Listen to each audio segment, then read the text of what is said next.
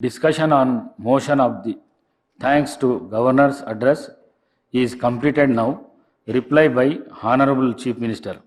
Gaurav Mukhyamantri garu.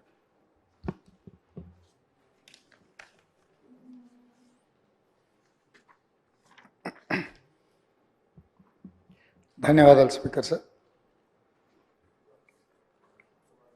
Speaker sir, governor గారి ప్రసంగానికి ధన్యవాదాలు తెలిపే తీర్మానాన్ని ప్రతిపాదిస్తూ వేముల వీరేశం గారు,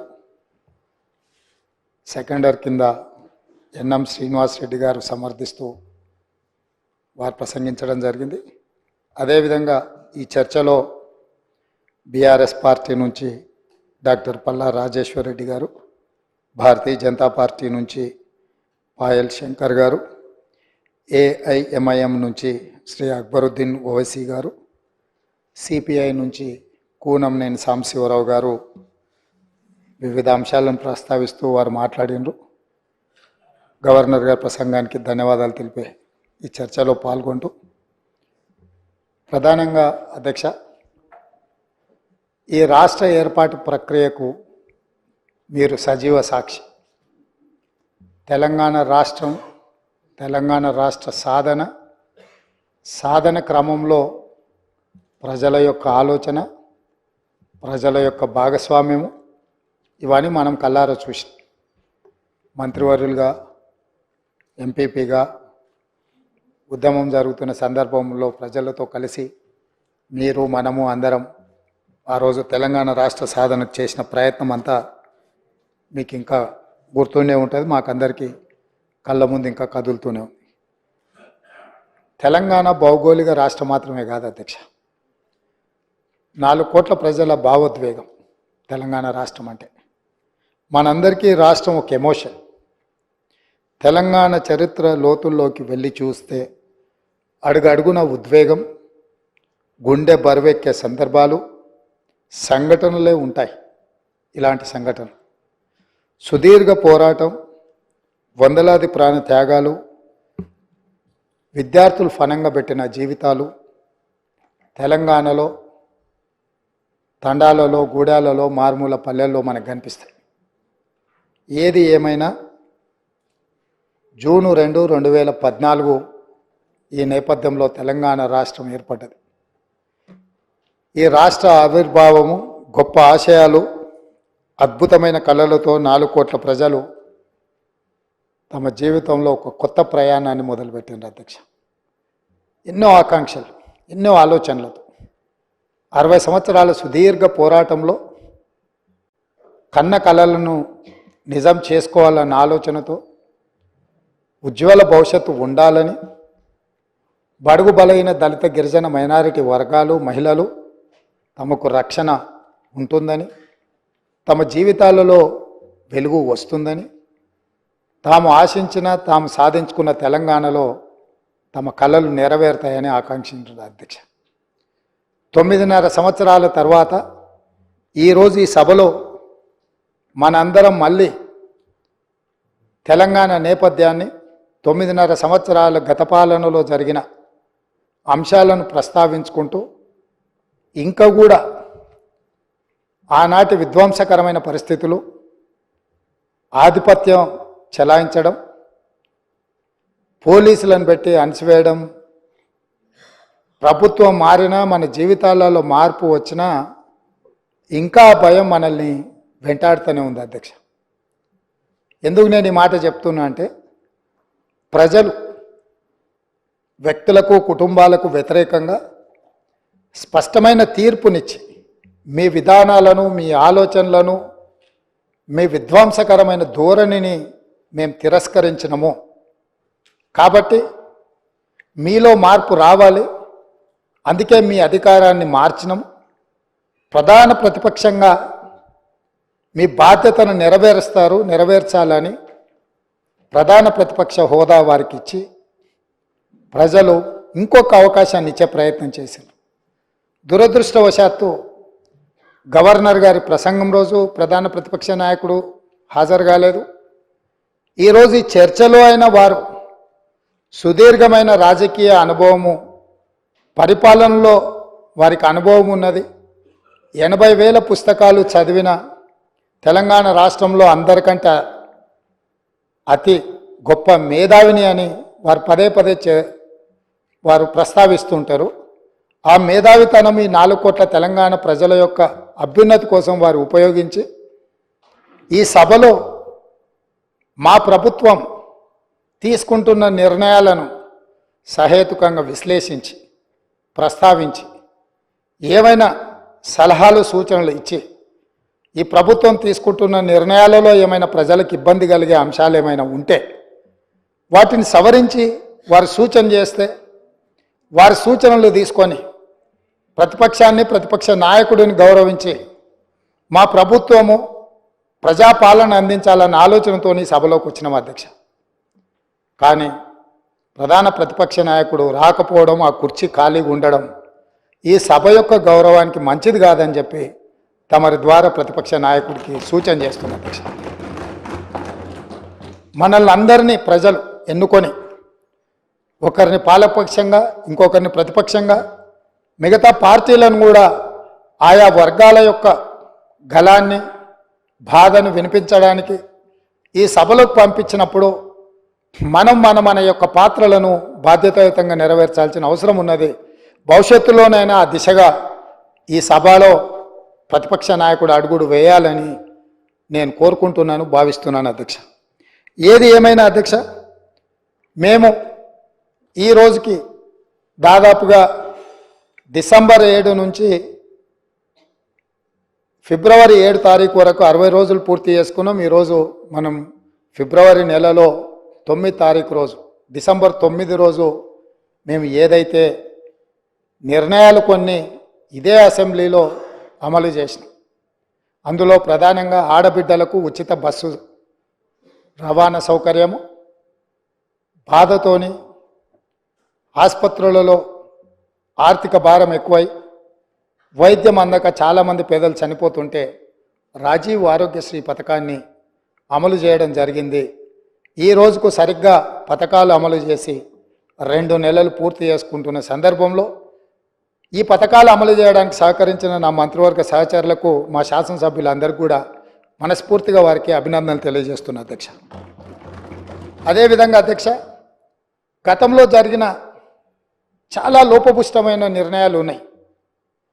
వాటిని సవరించుకుంటూనే వాటిని సరైన దిశగా తీసుకువెళుతూ ప్రజలకు ఒక మంచి పరిపాలన అందించాలని అహర్నిశలు ప్రతి నిమిషము మా ప్రయత్నం మేము చేస్తున్నాం అధ్యక్ష. ఇందులో భాగంగానే మొన్న జరిగిన క్యాబినెట్లో లేదా గవర్నర్ గారి ప్రసంగంలో కొన్ని ప్రధానమైన అంశాలను మేము పొందుపరచడం జరిగింది. నేను చూసిన డాక్టర్ పల్లా రాజేశ్వరరెడ్డి గారు మాట్లాడేటప్పుడు ప్రభుత్వం తీసుకున్న కొన్ని మంచి పనులను వారు అభినందిస్తారేమో అని, అదేవిధంగా ప్రభుత్వం తీసుకుంటున్న నిర్ణయాలలో ఏమైనా ఒకవేళ వాళ్ళ దృష్టిలో సవరించుకోవాల్సిన సూచనలు ఏమైనా ఉంటే వారు సూచన చేస్తారేమో అని నేను ఆసక్తిగా విన్నా అధ్యక్ష. కానీ వారు ఆ దిశగా మాట్లాడుతున్నట్టుగా లేదు. వాళ్ళ నాయకుడిని ఒప్పించడానికో మెప్పించడానికో మా మీద దాడి చేసినట్టుగానే వారు మాట్లాడుతున్నారు. పర్వాలేదు, వారు అదే వాళ్ళ విధానం అయితే ప్రజలు గమనిస్తూనే ఉన్నారు అధ్యక్ష. అందుకే అధ్యక్ష, ఈ సందర్భంగా మీ ద్వారా 4 కోట్ల తెలంగాణ ప్రజల ముందు కొన్ని అంశాలను నేను ప్రస్తావించదలుచుకున్నా. మా మంత్రివర్గంలో తీసుకున్న నిర్ణయాల మీద ప్రధానంగా తెలంగాణ ఉద్యమం సందర్భంగా ఏ వీధుల్లో చూసినా, ఏ వాహనం చూసినా చాలామంది ఉద్యమకారుల గుండెల మీద కూడా టీజీ అని పచ్చబొట్టు పొడిపించుకున్న సందర్భాలు, ఉదంతాలు మనం చాలా చూసినాం.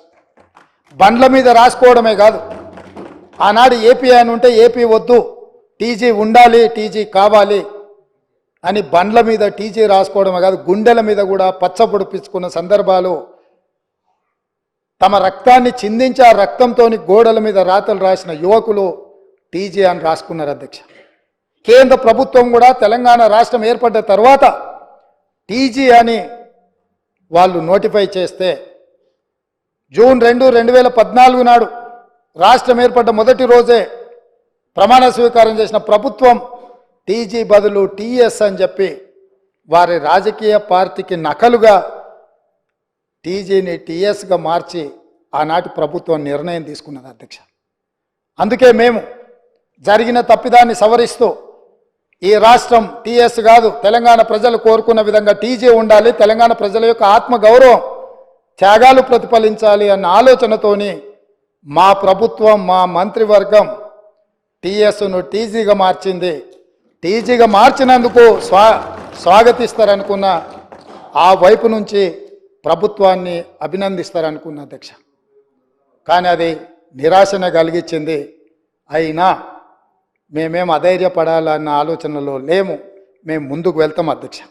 అదేవిధంగా అధ్యక్ష, అధికారిక చిహ్నం ఎక్కడైనా ఏ రాష్ట్రంలో అయినా ఏ దేశంలో అయినా ఈ ప్రపంచంలో రాచరిక వ్యవస్థను కాదని ప్రజాస్వామిక పాలన ఉండాలని వేలాది లక్షలాది మంది పోరాట యోధులై యుద్ధంలో ముందు భాగాన నిలబడి రక్తం చిందించి నేల కొరిగి ప్రజాస్వామిక పరిపాలనను సాధించుకున్నారు. ఆ కోవలో భాగంగానే తెలంగాణ రాష్ట్రం నిజాంలకు రజాకర్లకు వ్యతిరేకంగా నిటారుగా నిలబడి కొట్లాడి విముక్తి పొందినరు. ఇదే కాదు, ఆనాడు కాకతీయ సామ్రాజ్యానికి వ్యతిరేకంగా సమ్మక్క సారలక్క వీళ్ళందరూ పోరాటం చేసి పన్ను కట్టమంటే పన్ను కట్టమని తిరగబడి త్యాగాలు చేసిన సమ్మక్క సారలమ్మ జాతర మనం ఈరోజు ఆదివాసి బిడ్డలు జంపన్న వాగులో తలార స్నానం చేసి అక్కడికి వెళ్ళి దేవుణ్ణి దర్శించుకుంటున్నాం.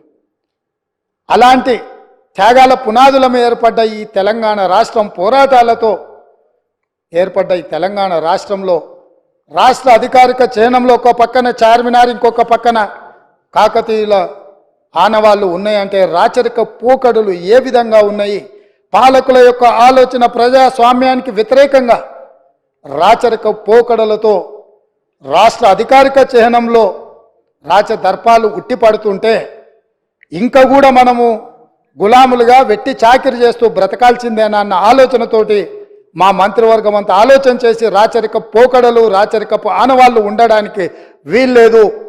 ఈ రాష్ట్రం ప్రజాస్వామిక రాష్ట్రం, ఈ రాష్ట్రంలో ప్రజలు ఎన్నుకున్న ప్రభుత్వం ఉంది, ప్రజా పాలన సాగుతుంది అని చెప్పి అధికారిక చిహ్నాన్ని మార్చాలన్న నిర్ణయం తీసుకున్నాం.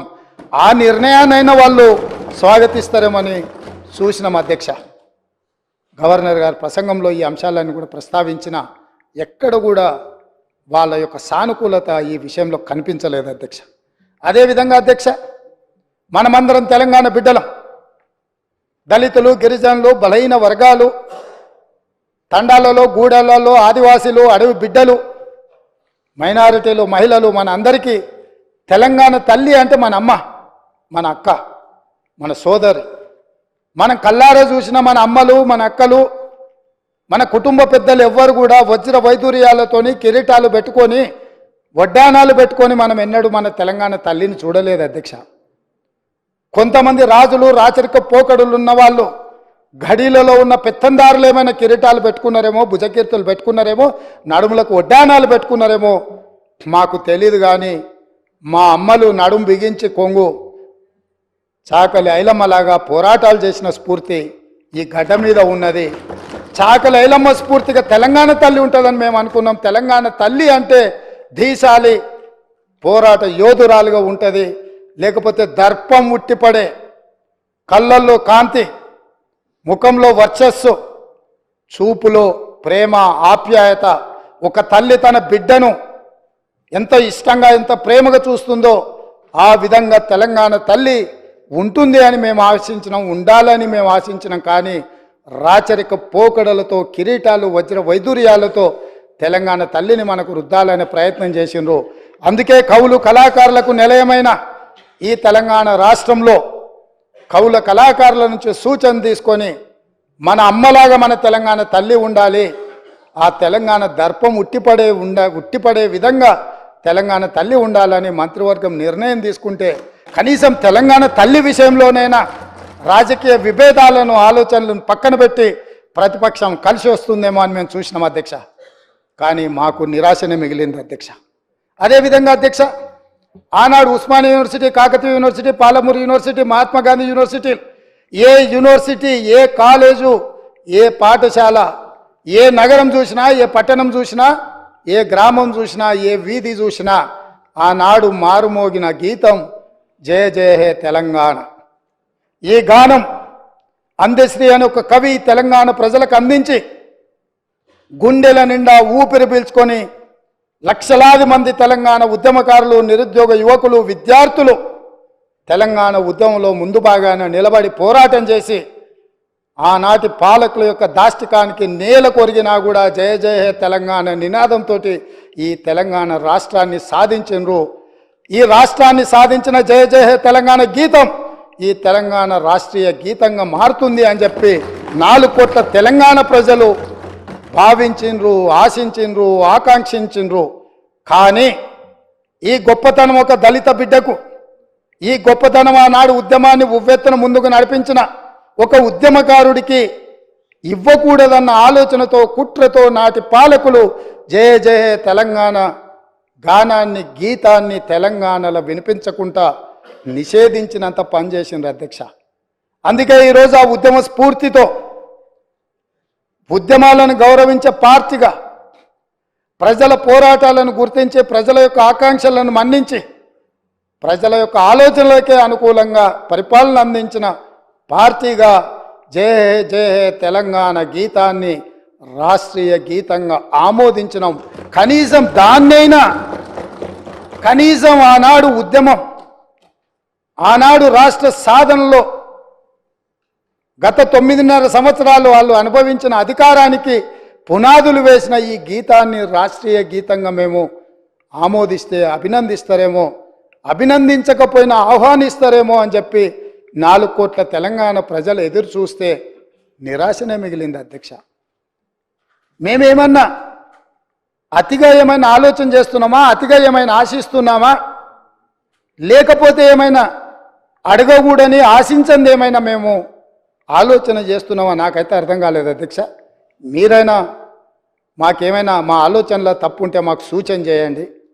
ఇన్ని గొప్ప నిర్ణయాలు తీసుకున్న ఈ ప్రభుత్వాన్ని అభినందించడానికి ప్రతిపక్ష నాయకుడిగా వారక్కడ కూర్చొని ఈ ప్రభుత్వం ఈ మంచి చేసింది, ఈ మంచిని మేము ఆహ్వానిస్తున్నాం, ఈ మంచి జరగాల్సిందే, ఇగో ఈ పరిపాలనలో మీరు తీసుకున్న నిర్ణయాలలో ఈ లోపాలు ఉన్నాయి, ఈ లోపాలను మీరు మార్చుకోండి, ప్రజలకు మంచి పాలనను ఇవ్వండి అని ప్రధాన ప్రతిపక్ష నాయకుడు అక్కడ కూర్చొని సూచన చేసినుంటే వారి గౌరవం పెరిగేదే తప్ప వారి గౌరవం తగ్గదు అధ్యక్ష. ఆ కుర్చీ అట్లా ఖాళీగా కనిపించడం ఈ సభకి ఏమైనా శోభ తెస్తుందా అధ్యక్ష?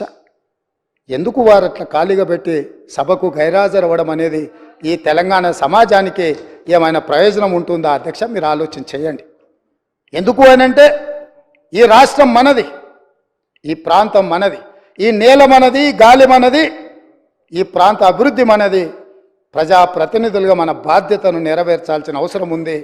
ఒకవేళ ప్రతిపక్షం దారి తప్పితే గుర్తు చేయాల్సిన బాధ్యత సభాపక్ష నాయకుడిగా నా మీద ఉన్నదన్న ఆలోచనతోటి వారికి సూచన చేస్తున్న అధ్యక్ష. ఆ పైన వారి ఇష్టం. అదేవిధంగా అధ్యక్ష, పదే పదే ఈ ప్రభుత్వం వచ్చిందో రాలేదో, దివాలా తీసింది, ఈ ప్రభుత్వం దగ్గర చెల్లిగవ్వలేదు, ఈ ప్రభుత్వం ఎట్లా నడుపుతారు, ఆ పథకం ఎట్లా చేస్తారు, ఈ పథకం ఎట్లా అమలు చేస్తారు, మీ దగ్గర నగదేడు ఉంది, వాళ్ళ ఆలోచన ఎట్లుందంటే అట్లా జరిగితే బాగుండు, వీళ్ళు దివాలా తీస్తే బాగుండు, ప్రజలకు ఏం అందకపోతే బాగుండు, ప్రజలు ఇబ్బందులలో ఉంటే బాగుండు అని ఉట్టి మీద పిల్లి శాపనార్థాలు పెట్టినట్టే ఉంది అధ్యక్ష. పిల్లి శాపనార్థాలకు ఉట్టి తెగిపడుతుందా అధ్యక్ష? అట్లనే 9.5 సంవత్సరాల అధికారంలో ఉన్న మీరు కనీసము 100 రోజులు కాకముందే రోజు పొద్దున్న లేస్తే ఈ శాపనార్థాలు ఏంది అధ్యక్ష? నేను మీకు గుర్తు చేయదలుచుకున్న అధ్యక్ష, వాళ్ళు అధికారంలో ఉన్నప్పుడు గత ప్రభుత్వ ఉద్యోగులు ఇక్కడ ఉన్నారు, బయట కూడా ఉన్నారు.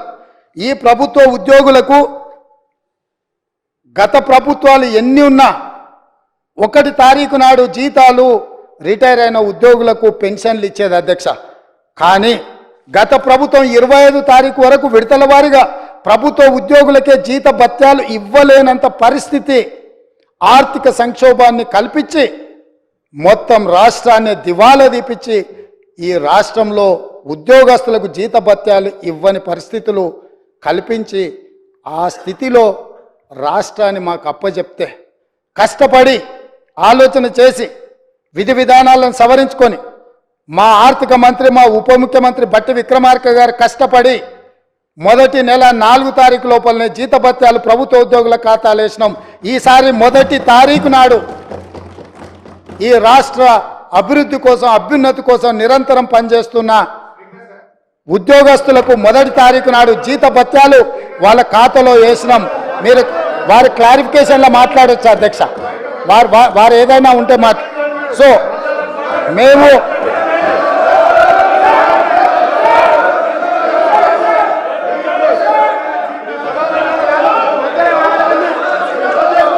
అధ్యక్ష దాదాపుగా మొదటి తారీఖు నాడు 4,800 కోట్ల రూపాయలు ప్రభుత్వ ఉద్యోగులకు పెన్షన్దారులకు speaker sir I'm not yielding శాసనసభ వ్యవహారాల మంత్రిగా వారు పనిచేసిన అనుభవం ఉంది హరీష్ రావు గారికి. శాసనసభ వ్యవహారాల మంత్రిగా సభానాయకుడు నిలబడి మాట్లాడుతున్నప్పుడు కనీస గౌరవం కానీ పాటించాల్సిన బాధ్యత వారి మీద ఉన్నది. కాబట్టి ప్రభుత్వ ఉద్యోగులకు పెన్షన్దారులకు ఈ నెల మొదటి తారీఖు నాడు మేము జీతభత్యాలు వాళ్ళ ఖాతాలో వేసినాం అధ్యక్ష. కనీసం ఈ విషయమైనా వారు అభినందిస్తారేమని మేము ఆలోచన చేసినాం అధ్యక్ష. అయినా వాళ్ళకి మనసు రాలేదు అధ్యక్ష. ఎందుకంటే ప్రజాస్వామిక పరిపాలననే వాళ్ళకు నచ్చదు. కాబట్టి వాళ్లకు అభినందించాలన్న ఆలోచననే రాలేదు అధ్యక్ష.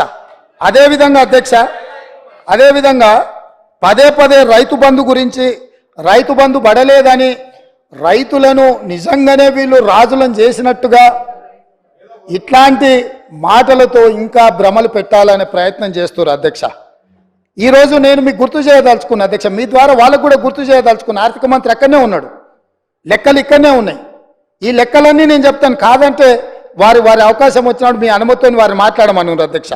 రైతు బంధు ఇంకా వేయలేదు, ఎక్కడ పోయింది ప్రభుత్వం అని చెప్పిండ్రు కదా, పదే మాట్లాడుతున్నారు అధ్యక్ష.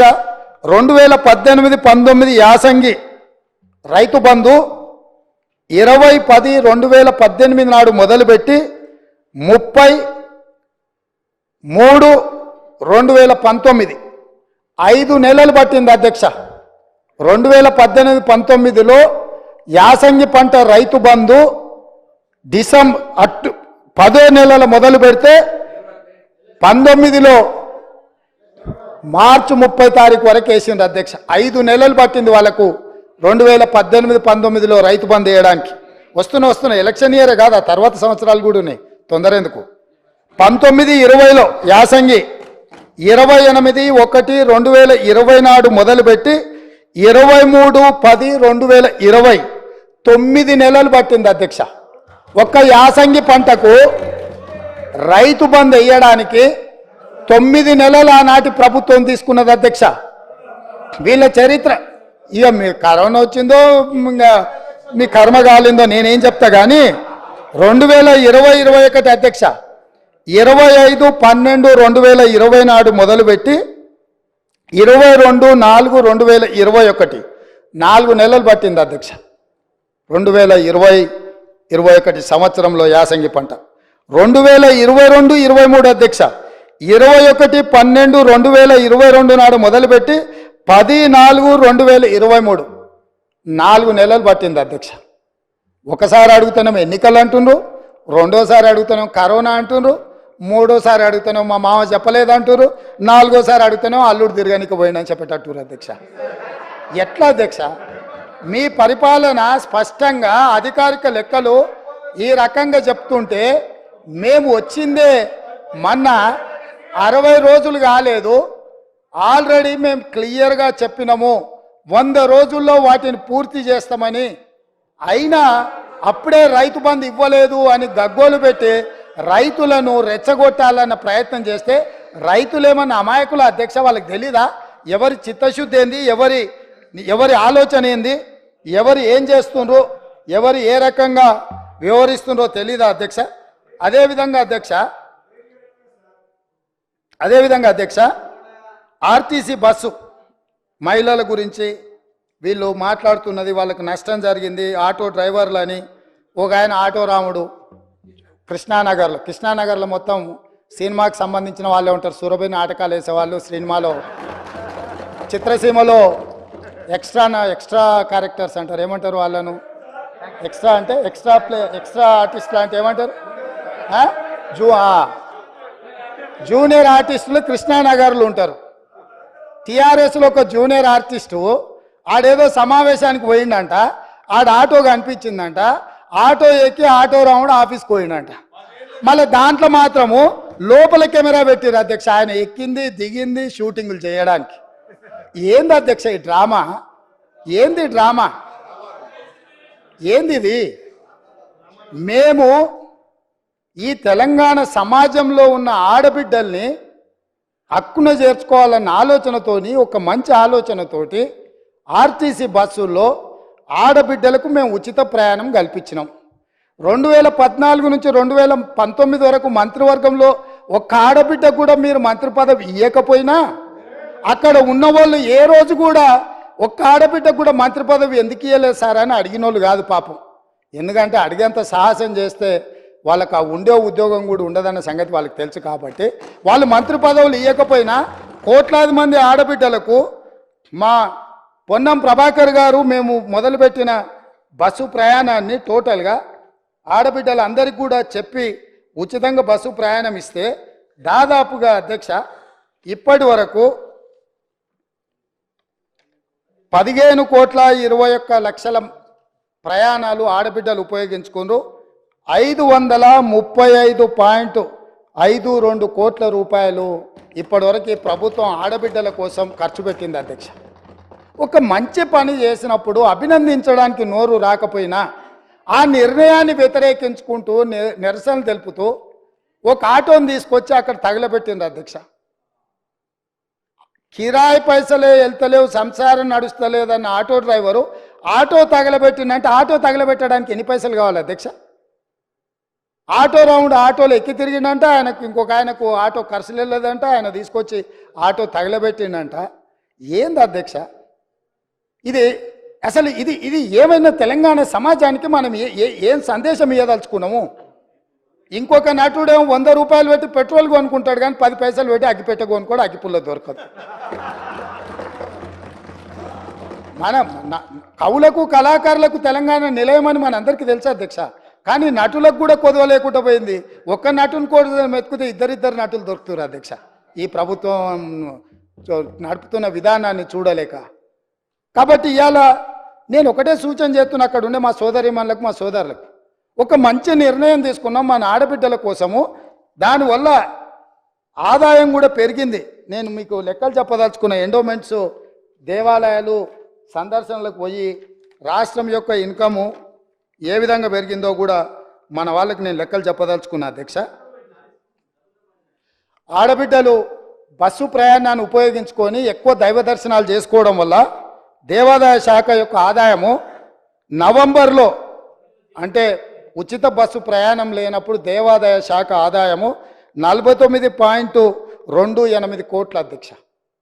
అదేవిధంగా డిసెంబర్లో మేము ఉచిత బస్సు ప్రయాణం మొదలుపెట్టినాక ఆడబిడ్డల కుటుంబ సభ్యులతోని యాదగిరిగుట్టనో లేకపోతే జోగులాంబనో లేకపోతే ఇతర దేవాలయాలు భద్రాచలంలో రాములవారినో ఇట్లా వివిధ దేవాలయాలను సందర్శించుకోవడం వల్ల డిసెంబర్ నెల ఆదాయము 93.24 కోట్ల రూపాయల అధ్యక్ష.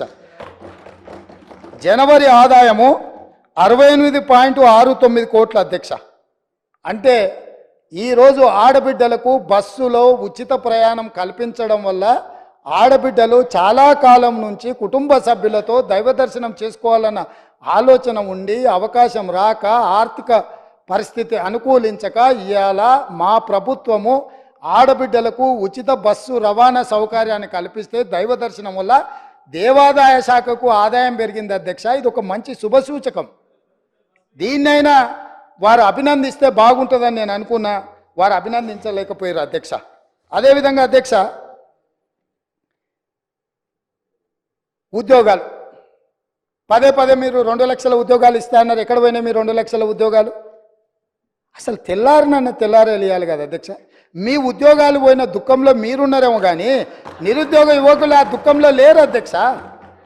ఉద్యోగ అవకాశాలు కల్పించాలంటే దానికి ఒక ప్రాసెస్ ఉంటుంది అధ్యక్ష, ఒక విధానం ఉంటుంది. జస్ట్ లైక్ దట్ ఇట్లా చేయడానికి ఉండదు. గతంలో మీరు చేసినట్టు మేము చేయలేము. జిరాక్స్ సెంటర్లలో పల్లి బఠానీలు అమ్మినట్టు పరీక్షా పత్రాలు ఎక్కడ పడితే అక్కడ సంతలో సరుకులాక అమ్ముకునే విధానం మేము దేదలుచుకోలేదు అధ్యక్ష. మా పేషీలలో ఉండేటోళ్ళు ఎవరు అట్లాంటి దాంట్లో లేరు అధ్యక్ష. మా పేషీలలో ఉండే వాళ్ళ బంధువులు ఎవరు ఇట్లాంటి కుంభకోణాలలో లేరు అధ్యక్ష. మేము మీలాగా కాదు, మీరు మీలాగా మమ్మల్ని ఎందుకు అనుకుంటున్నారు?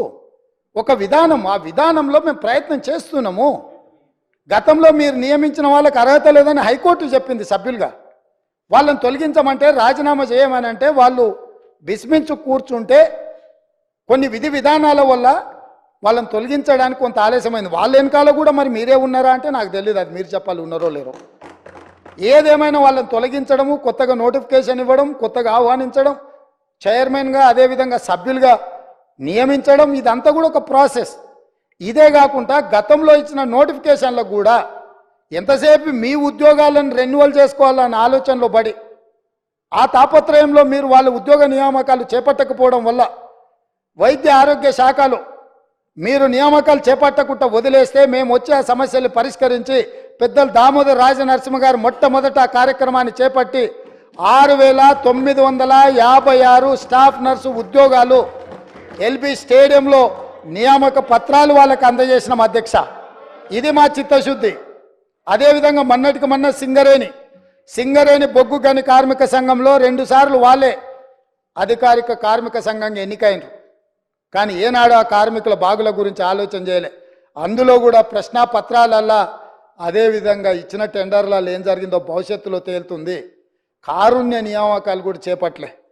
వాళ్ళ ఇంట్లో మాత్రం 4 ఉద్యోగాలు కారుణ్య నియామకాలు చేపట్టారు. వాళ్ళు ఉద్యోగాలతో ఉంటూనే ఉంటారు, రెన్యువల్స్ మీద రెన్యువల్స్ ఎక్స్పెక్ట్ చేస్తూనే ఉన్నారు.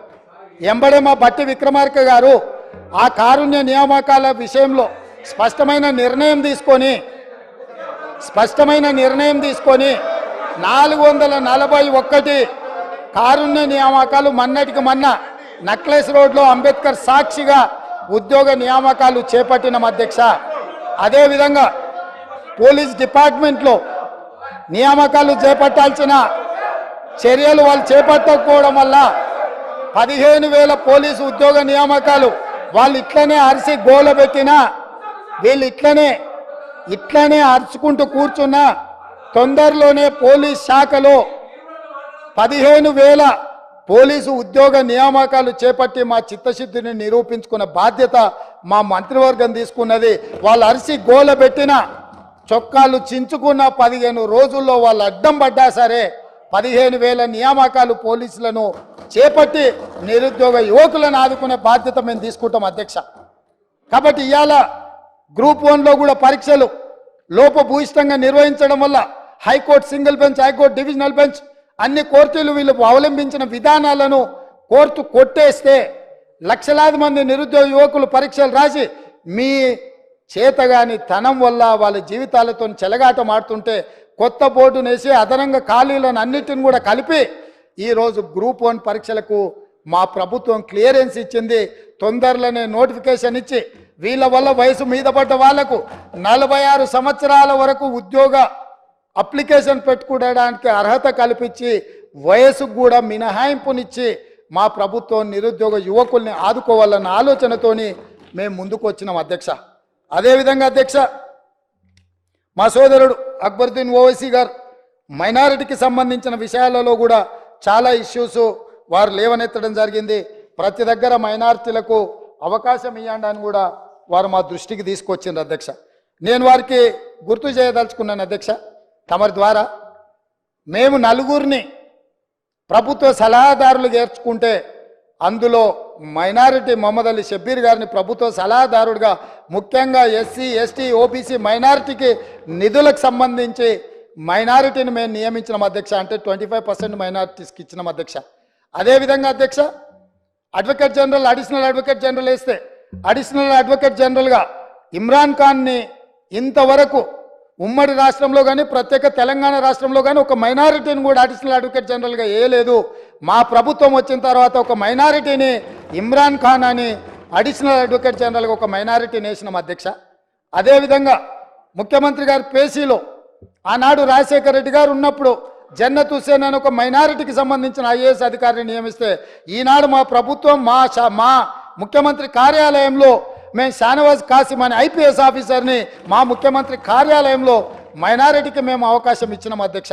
అదేవిధంగా అధ్యక్ష మేము టీఎస్పీఎస్సీలో ఆనాడు వాళ్ళు ఒక మైనారిటీకి అవకాశం ఇవ్వలే, కానీ మా ప్రభుత్వం తెలంగాణ పబ్లిక్ సర్వీస్ కమిషన్లో నియామక బోర్డులో ఆమీర్ ఉల్లా ఖాన్ అని మేము board member Indian postal service అధికారిని ఈరోజు మేము అందులో మైనారిటీకి అవకాశం కల్పించినాం అధ్యక్ష. అంటే మా ప్రభుత్వం ఏ విషయంలో అయినా మైనారిటీల యొక్క హక్కులకు మైనారిటీలకు రావలసిన వాటాలను కోటాలను చాలా చిత్తశుద్ధితో వీటిని అమలు చేస్తాం. గవర్నర్ గారి కోటాలో మేమిద్దరిని ఎమ్మెల్సీలు చేస్తే ఒక ఎమ్మెల్సీని మైనారిటీ నియమించడం ద్వారా రాజకీయంగా కూడా వాళ్ళకు వేదిక కల్పించాలన్న ఆలోచనతోటి మైనారిటీలకు మేము అవకాశం కల్పించినాం అధ్యక్ష.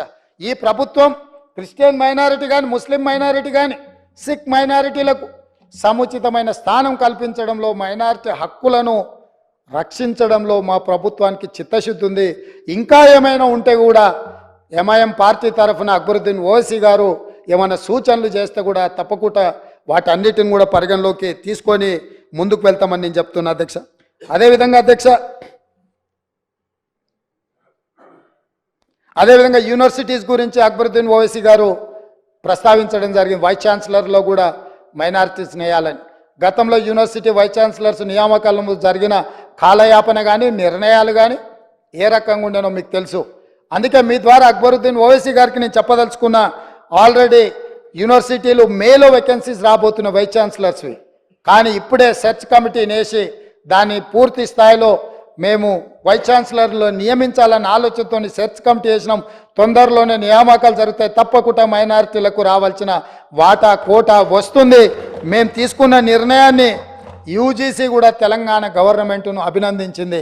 ఎందుకంటే సరైన సమయంలోనే తెలంగాణ ప్రభుత్వం స్పందించింది.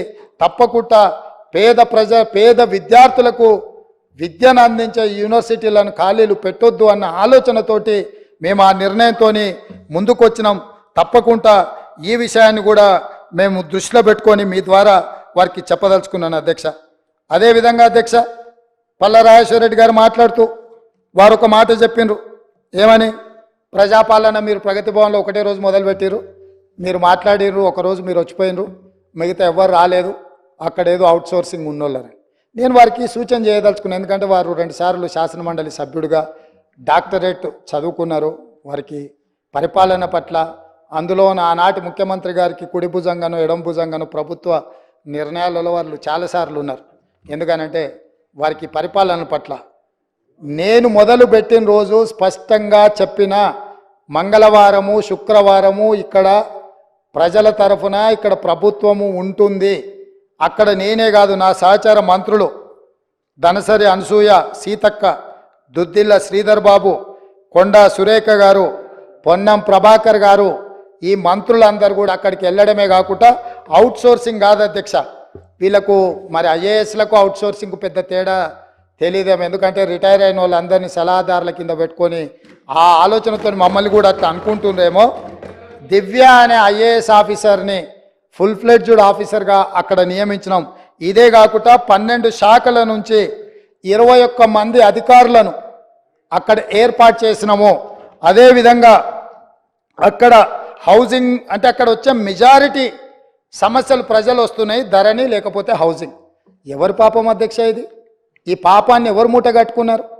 ఆనాడు ఇందిరమ్మ ఇండ్లు మేము ఇస్తే 10 ఏళ్ళల్లో మీరు ఏ పేదోడికి ఇల్లు ఇవ్వకపోవడం వల్లనే కదా ఇవాళ వేలాది మంది పంజగుట్ట వరకు ట్రాఫిక్ జామ్ అయ్యే పరిస్థితులు. ప్రజలు మీరు ఎన్నడూ ఆ గేట్ల దగ్గరికే రానియలేదు కదా. 15 ఫీట్ల ముళ్ళ కంచెలు వేసి అడ్డం పెట్టి పోలీసుల పహారాల మధ్య మీరు కాపలా కాసి తెలంగాణ వాడు అనేటోడు ఎవడు ఆ వైపే కన్నెత్తి చూడకూడదని అడ్డుకొని కార్పొరేట్ కంపెనీలోళ్ళు పెద్ద పెద్ద కార్లలో లోపలికి బాజాప్తా వస్తుంటే తెలంగాణ బిడ్డలు తెలంగాణ కోసం త్యాగం చేసిన వాళ్ళు రోడ్డు పక్కన ఆ పక్కన దోషులాగా నిలబడి అర్ధాకలితోని చూస్తుంటే పెద్ద పెద్ద ఎంపాల కార్లల్లా మీ దాంట్లోకి లోపలికి వచ్చి పోతూ ఉంటే వాళ్ళకేమో రాజస్వాగతం పలుకుతూ వీళ్ళని మాత్రం హీనంగా చూసిన రోజులు పోయి అక్కడుండే 15 ఫీట్ల ముళ్ళ కంచెల్ని 7 తారీఖు నాడే బద్దలు కొట్టినము. మా మిత్రుడు 9 తారీఖు నాడు ప్రమాణ స్వీకారం చేస్తా అని ముందుకు జరుపుకున్నాడు. 7 తారీఖు నాడే ప్రమాణ స్వీకారం చేసిండని చెప్పిండు. అవును, 9 బదులు 7 నాడే చేసిన. ఎందుకనంటే మాకందరికి ఆతృత ఉండే ఈ ముళ్ళ కంచెల్ని అర్జెంటుగా బద్దలు కొట్టాలి, ఆ గేట్లు బద్దలు కొట్టి తెలంగాణ బిడ్డల ప్రగతి భవన్ పేరు మీద గడిని నిర్మించుకొని దుర్మార్గమైన పాలన అందిస్తున్న ఆనవాళ్లను నేలమట్టం చేయాలన్న ఆలోచనతోని 9 తారీఖు అనుకున్న ప్రమాణ స్వీకారాన్ని 7 తారీఖు నాడు ఏ నిమిషంలో మేము ప్రమాణ స్వీకారం మొదలుపెట్టినామో ఆ నిమిషంలోనే ఆడ గేట్లు బద్దలు కొట్టి తెలంగాణ ప్రజలకు ప్రవేశం కల్పించినాం. ఆ ఆనందం చూస్తే శ్రీలంకలో రాజపక్షే రాజసౌధం మీద శ్రీలంక ప్రజలు ఏ రకంగా ఆ రోజు ప్రవర్తించినరో ఇక్కడ కూడా అదే విధంగా తెలంగాణ ప్రజలు అక్కడికి వచ్చారు అధ్యక్ష. ఇది కళ్ళ ముందు జరిగిన చరిత్ర. అందుకే 9 తారీఖు బదులు 7 తారీఖు నాడు ప్రమాణ స్వీకారం చేపట్టిన అధ్యక్ష. ఈ ముళ్ళ కంచెల్ని బద్దలు కొట్టడానికే ఆ గేట్లు బార్లా తెరిచి మా తెలంగాణ బిడ్డలు అందులోకి రావడానికి. ఎందుకంటే వాళ్ళ రక్తాన్ని చెమటగా మార్చి కట్టిన పన్నులతో కట్టిన సౌదాలు అవి మీకు శ్వేత సౌదాలేమో కానీ మీరు ఏ సౌదాలని మీరు అనుకుంటున్నారో మాకు తెలియదు. కానీ మా ప్రజలకు అక్కడి నుంచి మంచి పరిపాలన అందించాలన్న ఆలోచన మాది. అందుకే మేము దానికి జ్యోతిరావు పూలే పేరు పెట్టినాం అధ్యక్ష. బలహీన వర్గాలకు ఆరాధ్య దైవమన సామాజిక న్యాయానికి ప్రతీకైన జ్యోతిరావు పూలే పేరు దానికి పెట్టి అక్కడి నుంచి మంచి పరిపాలన అందించాలన్న ఆలోచన చేస్తున్నాం. కనీసం వాళ్ళనైనా ఆ నిర్ణయానైనా మీరు అభినందిస్తారేమో అనుకున్నాం, కానీ ఎందుకో మరి మీకు మనసు రాలే. అదేవిధంగా అధ్యక్ష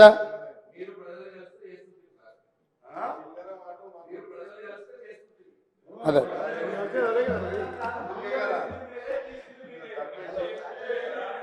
ఇక పాపం వాళ్ళ ఏంటంటే వాళ్ళకి ఆదర్శ దైవము వాళ్ళ కుల దైవం కిరణ్ కుమార్ రెడ్డి గారే ఉన్నట్టున్నారు. ఎందుకంటే వాళ్ళకంటే ముందు కిరణ్ కుమార్ రెడ్డి గారే ఉండే, వారి వారసత్వం వీరు పుచ్చుకున్నట్టున్నారు. ఏదున్నా గత ప్రభుత్వం వేసిందంటే గత ప్రభుత్వం ఎవరు అధ్యక్ష? కిరణ్ కుమార్ రెడ్డి కదా. ఆ కిరణ్ కుమార్ రెడ్డి ఎవరు అధ్యక్ష? వాళ్ళకి ఆదర్శ రాముడా? ఇట్లున్నది వాళ్ళ అవగాహన. ఏం చేస్తాం, మేనేజ్మెంట్ కోటాలు వస్తే ప్రాబ్లమ్స్ ఉంటాయి అధ్యక్ష. చదువుకుంటే కొంచెం మెరిట్ ఉంటే ఈ సమస్యలు ఉండవు. కొంచెం అవగాహన కల్పించుకోవాలి అధ్యక్ష. గుంటూరులో చదువుకున్న వాసనలు ఇంకా పోయినట్లేవు అధ్యక్ష. అదేవిధంగా అధ్యక్ష, ఇట్లా తెలంగాణ చరిత్ర మసకబారిపోతే సానబట్టి వెలికి తీసి మట్టిలో మాణిక్యాలను బయటికి తేవాలన్న ప్రయత్నం మా ప్రభుత్వం చేస్తుంది. అందుకే ఈరోజు మేము ఈ విధానాలను అన్నిటిని కూడా ఒక బాధ్యతాయుతంగా ఒక యజ్ఞంగా మేము ముందుకు తీసుకెళ్తున్నాం అధ్యక్ష. వారు ఏ సూచన అయినా చేయొచ్చు, నేను ఓపెన్గా స్వాగతం పలికిన ఎవరైనా రావచ్చని. పాపం కొంతమంది ఎమ్మెల్యేలు సాంప్రదాయబద్ధంగా ముఖ్యమంత్రి గారిని కలిసి వాళ్ళ నియోజకవర్గాల సమస్యలని చెప్పుకుందామని వచ్చిండ్రు అధ్యక్ష. ముఖ్యమంత్రిగా నా బాధ్యత ఏంది అధ్యక్ష? నేను ఈ రాష్ట్రానికి ముఖ్యమంత్రిని.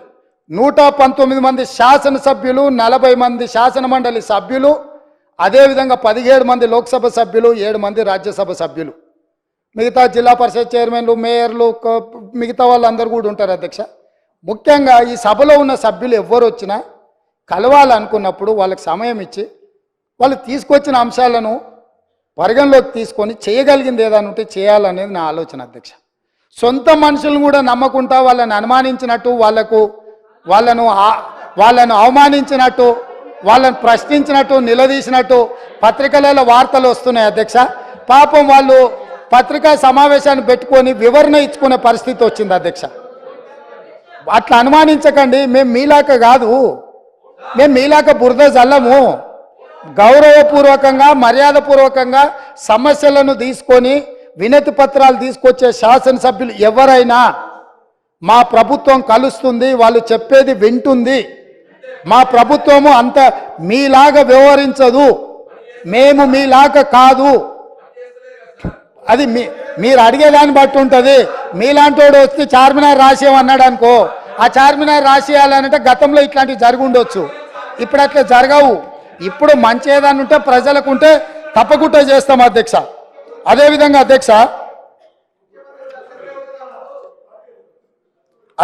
అధ్యక్ష అసదుద్దీన్ ఓవైసీ గారు ఈ బిల్డింగ్ పినలైజేషన్ BPS స్కీమ్ గురించి మాట్లాడడం జరిగింది. హైకోర్టులో స్టే ఉంది. సుప్రీంకోర్టులో ఉన్న ఇతర రాష్ట్రాలు ల్యాండ్ రెగ్యులేషన్ స్కీమ్ కింద ఏమున్నాడో పెట్టడం వల్ల అది ఆగింది. డెఫినెట్గా అడ్వకేట్ జనరల్తో మాట్లాడి ఈ విషయాలన్నిటిని కూడా పరిగణలోకి తీసుకొని తప్పకుండా వాటిని కూడా పరిష్కరిస్తాం అధ్యక్ష. అదేవిధంగా అధ్యక్ష పెన్షన్ గురించి, ఓల్డ్ ఏజ్ పెన్షన్స్ గురించి కూడా పడట్లేదు అంటారు అధ్యక్ష. అసలు 2 నెలల ఆలస్యంగా గత ప్రభుత్వంలో చాలాసార్లు ఇచ్చారు అధ్యక్ష. ఈసారి ఇప్పటికే 80% ఓల్డ్ ఏజ్ పెన్షన్స్ ఇవ్వడం జరిగింది. మిగతా 20% కూడా ఈ నెల 15 తారీఖు లోపల ఆ పెద్ద మనుషులకు వాళ్ళ కుటుంబాలను ఆదుకోవడానికి వాళ్ళ ఖాతాలో పెన్షన్ నిధులు వేసే బాధ్యత మా ప్రభుత్వం తీసుకుంటుంది అధ్యక్ష. తప్పకుండా 80% వేసినాం. మేము మీలాక అబద్ధాలు చెప్పం. మేము అందుకే చెప్తున్నా, అన్నీ వేసినాం నాయన. 20% ఈ మంత్ పెండింగ్ ఉన్నది. అందుకే చెప్తున్నా, నేను పూర్తిగా అధికారిక సమాచారం తీసుకొనే ఇక్కడ నుంచి నేను మాట్లాడుతున్నా. గతంలో జరిగినట్టుగా ఇప్పుడు జరగదు, అట్లాంటి వాటికి తావు ఉండదు. వాటిని సమూలంగా, గతపు ఆనవాళ్ళను అన్నిటినీ సమూలంగా మొత్తం మార్పు చేసే బాధ్యత మాది అధ్యక్ష. ఏం చింత చేయకండి, మీ ఒక్క ఆనవాళ్ళు కూడా ఎక్కడ కనిపించదు. నాది జిమ్మెదారి, మీ ఆనవాళ్ళు లేకుండా చేసే బాధ్యత నాది అని చెప్పి నేను మీకు అందరికి తెలియజేస్తున్నా అధ్యక్ష. అదేవిధంగా అధ్యక్ష పదే మనోళ్ళు కాళోజీ కవిత్వం గురించి, కాళోజీ గొప్పతనం గురించి చెప్తారు అధ్యక్ష. వారు పల్లా రాజేశ్వర రెడ్డి గారు వరంగల్, నల్గొండ, ఖమ్మం 3 ప్రాంతాల నుంచి శాసన మండలి సభ్యుడిగా 2 సార్లు ఎన్నికైనరు నాకు తెలిసినంత వరకు. వారు ఆ ప్రాంతం వారికి తెలుసు, వారి సొంత ప్రాంతం వరంగలే అనుకుంటున్నా.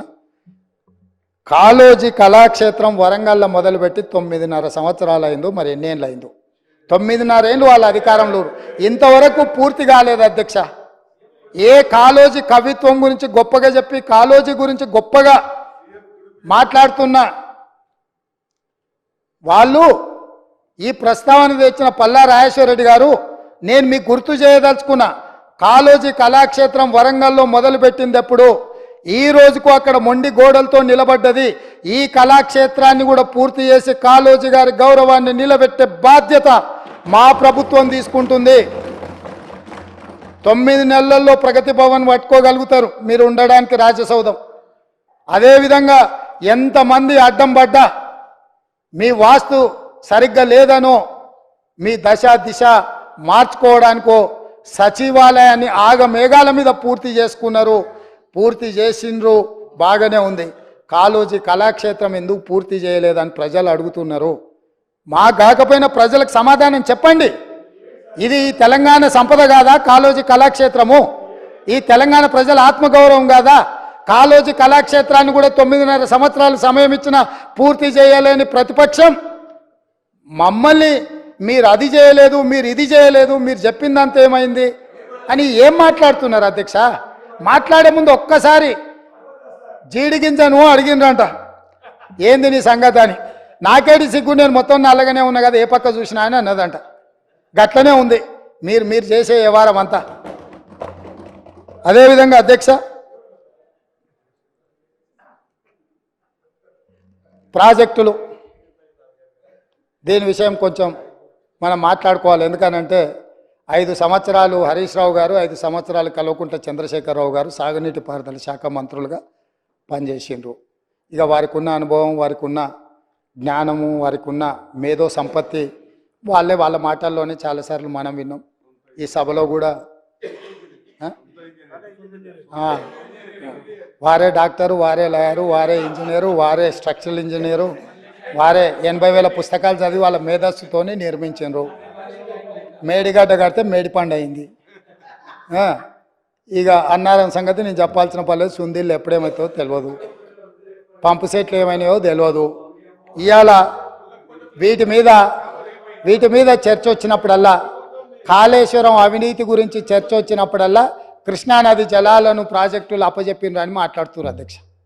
ఇవాళ నిజంగానే వాళ్ళు మాట్లాడినప్పుడు నిజంగానే ఈ ప్రాజెక్టుల మీద జరిగిన అవకతవకలు కావచ్చు, లేకపోతే తప్పిదాలు కావచ్చు, వీటిని ఎట్లా సవరించుకోవాలి, ఎట్లా ముందుకెళ్ళాలి, ఎట్లా ప్రాజెక్టులను కాపాడాలి.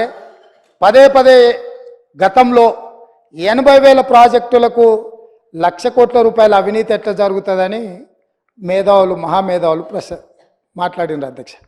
ఇవాళ 1,47,000 కోట్ల రూపాయలకు అంచనాలు వచ్చినాయి. 97,500 కోట్ల రూపాయలు ఇప్పటికే కాంట్రాక్టర్లకు పేమెంట్లు చేసారు. ఇంకో 10,000 కోట్ల రూపాయలు పెండింగ్ ఉన్నాయని అధికారిక లెక్కలు చెప్తున్నాయి అధ్యక్ష.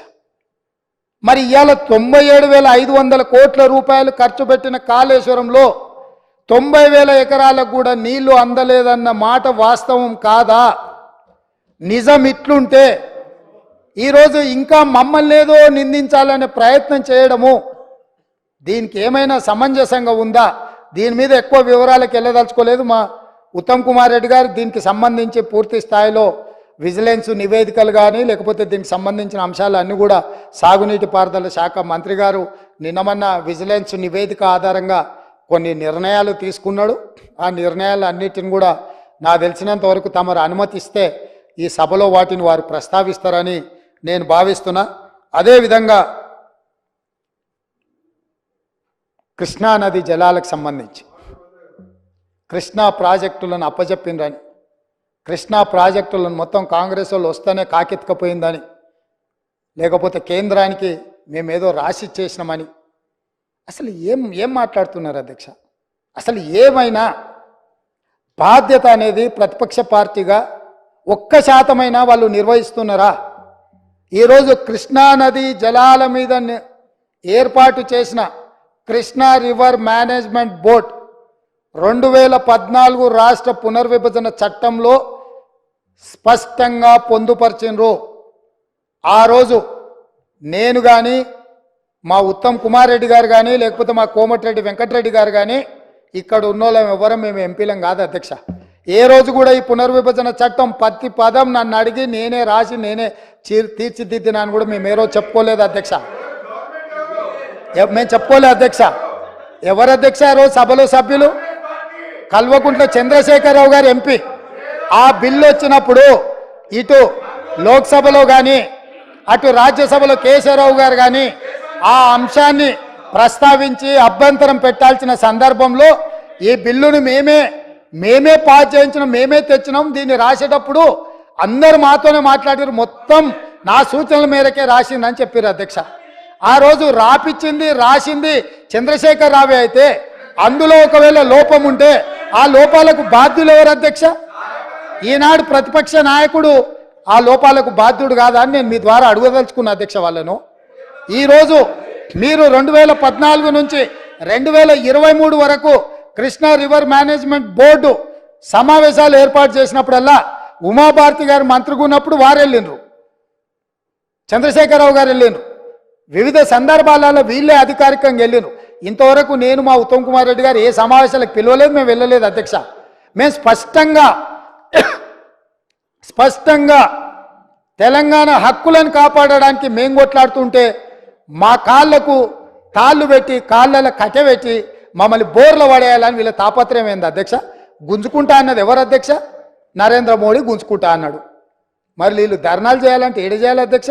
నల్గొండలో ఉంటాడా నరేంద్ర మోడీ? ఏడుంటాడు అధ్యక్ష? ఢిల్లీలో ఉంటాడు. శాతనైతే కల్వకుంట్ల చంద్రశేఖరరావు గారు, తన్నీరు హరీష్ రావు గారు, కల్వకుంట్ల తారక రామారావు గారు ముగ్గురు పోయి జంతర్ మంతర్లో ఆమరణ నిరాదీక్ష చేయమను. మేము వాళ్ళని పోలీసులు తీసుకెళ్లకుండా వాళ్ళు అమరులు అవ్వడము లేకపోతే హక్కులను సాధించడము వరకు ఈ ప్రభుత్వం అండగా నిలబడుతుంది. వాళ్ళ ముగ్గురిని ఢిల్లీలో నరేంద్ర మోడీ తప్పిదాల మీద దౌర్జన్యం మీద ధర్నా చేయమనుండ్రు. కానీ నరేంద్ర మోడీతో కొట్లాడుతున్న మా కాళ్ళలో కట్టబెట్టి బోర్లు పడేస్తే ఎవరు అధ్యక్ష? అదేవిధంగా అధ్యక్ష, ఎన్నికల రోజు పోలింగ్ ఇక్కడ జరుగుతుంటే పక్క రాష్ట్ర ముఖ్యమంత్రి AK-47 తుపాకులతో పోలీసులను నాగార్జున సాగర్ డ్యామ్ మీదకు పంపించిండు అధ్యక్ష. ఇవాళ నేను అడగదలుచుకున్న వాళ్ళను, నాగార్జున సాగర్ 100% మన భూభాగంలో ఉంది. మన ప్రాంతం, మన ప్రాంతానికి లోపటికొచ్చి తుపాకులు పెట్టి ప్రాజెక్టులను ఆక్రమించుకుంటుంటే వీళ్ళ సహకారం లేకుండా వస్తాడా అధ్యక్ష? ఇంటి దొంగలు లేకుండా జగన్మోహన్ రెడ్డి గారు లోపలికొచ్చి నాగార్జున సాగర్ డ్యామ్ మీద పహారాలు కాసే పరిస్థితి వస్తుందా అధ్యక్ష? ఎందుకు ఆ రోజు వీళ్ళు మాట్లాడలేదు? వీళ్ళు ఇచ్చిన అలుసే కదా, వాళ్ళు పెట్టిన పులుసు తిని వీళ్ళు అలుసు ఇవ్వడం వల్లనే కదా ఈరోజు ఈ పరిస్థితి వచ్చింది. ఆయల్లో రాయలసీమకు పోయినప్పుడు కల్వకుంట్ల చంద్రశేఖరరావు గారు, ఈనాటి మంత్రి శ్రీమతి రోజా గారు పెట్టిన రాగి సంకటి రొయ్యల పులుసు తిని రాయలసీమను రతలాలసీమం చేస్తా అని చెప్పి మాట ఇచ్చి బేసిన్లు లేవు, బేసిజాలు లేవు, మీరు కొట్టుకపోండి అన్నాడు. వాళ్ళు కొట్టుకపోయారు. ఇప్పుడు మేము వచ్చినాక అట్టెట్లా కొట్టుకపోతాడంట? ఎవరు అధ్యక్ష బాధ్యత ఎవరు వహించాలి? నీ కళ్ళ ముందే కదా ముచ్చుమర్రి చంద్రబాబు నాయుడు కట్టింది, నీ కళ్ళ ముందే కదా రాజశేఖర రెడ్డి పోతిరెడ్డి పాడును 44,000 క్యూసెక్లకు పెంచి తరలించకపోయింది, నీ కళ్ళ ముందలనే కదా నీ ఇంట్లో పంచపక్ష ప్రమాణాలు జగన్మోహన్ రెడ్డి గారికి పెట్టి జీవో నెంబర్ 203ను నీ ఇంట్లోనే పునాదులేసి రాయలసీమ లిఫ్ట్ ఇరిగేషన్కు ప్రగతి భవన్లో కేసీఆర్ గారి డైనింగ్ టేబుల్ మీద పునాది రాయబడ్డది. దానికి పునాది రాయేసింది మీరే కదా. 8 TMCలు పర్ డే తరలించకపోవడానికి అనుమతి ఇచ్చింది, టెండర్లు పిలిచింది, కాంట్రాక్టులు అప్పచెప్పింది, పనులు పూర్తి చేసింది మీరు అధికారంలో ఉన్నప్పుడే కదా అధ్యక్ష. మీరు మొత్తం కృష్ణానది జలాలు మహారాష్ట్ర కర్ణాటక దాటి మహబూబ్ నగర్ జిల్లాలో జూరాల నుంచి పాలమూరులో కలంపూర్లో ఎంటర్ అయి తుంగభద్ర నదిలో వచ్చే నీళ్లు, తుంగభద్ర నుంచి వచ్చిన సుంకేశ్లకు వచ్చిన నీళ్లు, సుంకేశ్ల నీళ్లు జూరాల నీళ్లు కలిసి ప్రయాణమై పాలమూరు జిల్లా నుంచి మొదలై రాయలసీమలకు పోయి నంద్యాల నుంచి తిరుక్కొని శ్రీశైలం ప్రాజెక్టు మీదకి వచ్చినప్పుడు శ్రీశైలం ప్రాజెక్టు కొంత తెలంగాణలో ఉంటే కొంత ఆంధ్రాలో ఉంది అధ్యక్ష. అంతకుముందు ప్రాజెక్టు లేవు. అంతకుముందు పోతిరెడ్డిపాడు 11,000 క్యూసెక్స్ ఉండే, అది 44,000 క్యూసెక్స్కి పెరిగింది. అంతకుముందు లేని రాయలసీమ లిఫ్ట్ ఇరిగేషన్ ఇవాళ 8 TMCలు తరలించడానికి లిఫ్ట్ ఇరిగేషన్లు కట్టినరు. ముచ్చుమర్రి నుంచి 1/2 TMC కట్టిరు అధ్యక్ష. మొత్తం 12.5-13 TMCలు పర్ డే. ఒక్క నెల రోజులు మనం కళ్ళు మూసుకుంటే శ్రీశైలంలో బురద కూడా ఉండదు అధ్యక్ష. రాయలసీమ లిఫ్టు 797 FRL దగ్గర కట్టిరు అధ్యక్ష. కుండ ఇట్లుంటే కుండకు సైడ్కు పొక్క పెట్టలే అధ్యక్ష, కింద పెట్టిండు. కింద వీళ్ళు పిలిచి పంచపక్ష ప్రమాణాలు వీళ్ళు పెట్టిండ్రు, జగన్మోహన్ రెడ్డి వీళ్ళ కింద బొక్క పెట్టిండు అధ్యక్ష. బొక్క పెట్టి మొత్తం తరలించకపోతుంటే మిన్నకుండా ఉన్న మీళ్ళు ఇవాళ నేను సూటిగా అడుగుతున్న హరీష్ రావుని మిత్రుణ్ణి, రాజకీయాలు పక్కన పెట్టండి, మీరు రాజకీయాలు పక్కన పెట్టండి, మీరు బాధ్యత కలిగిన మంత్రిగా చెప్పు. ఇవాళ రాయలసీమ జిల్లాలో ఉన్న మీ అవకాశం వచ్చినప్పుడు స్పీకర్ గారు అనుమతి తీసుకొని మీ అవకాశం వచ్చినప్పుడు తప్పకుండా చెప్పదు. I'm not yielding. నీకు ఇస్తాడు మైకు స్పీకర్ గారు, నేను కాదు ఇవ్వాల్సింది. స్పీకర్ సార్, ఇవాళ మన భూభాగంలో ఉన్న నాగార్జున సాగర్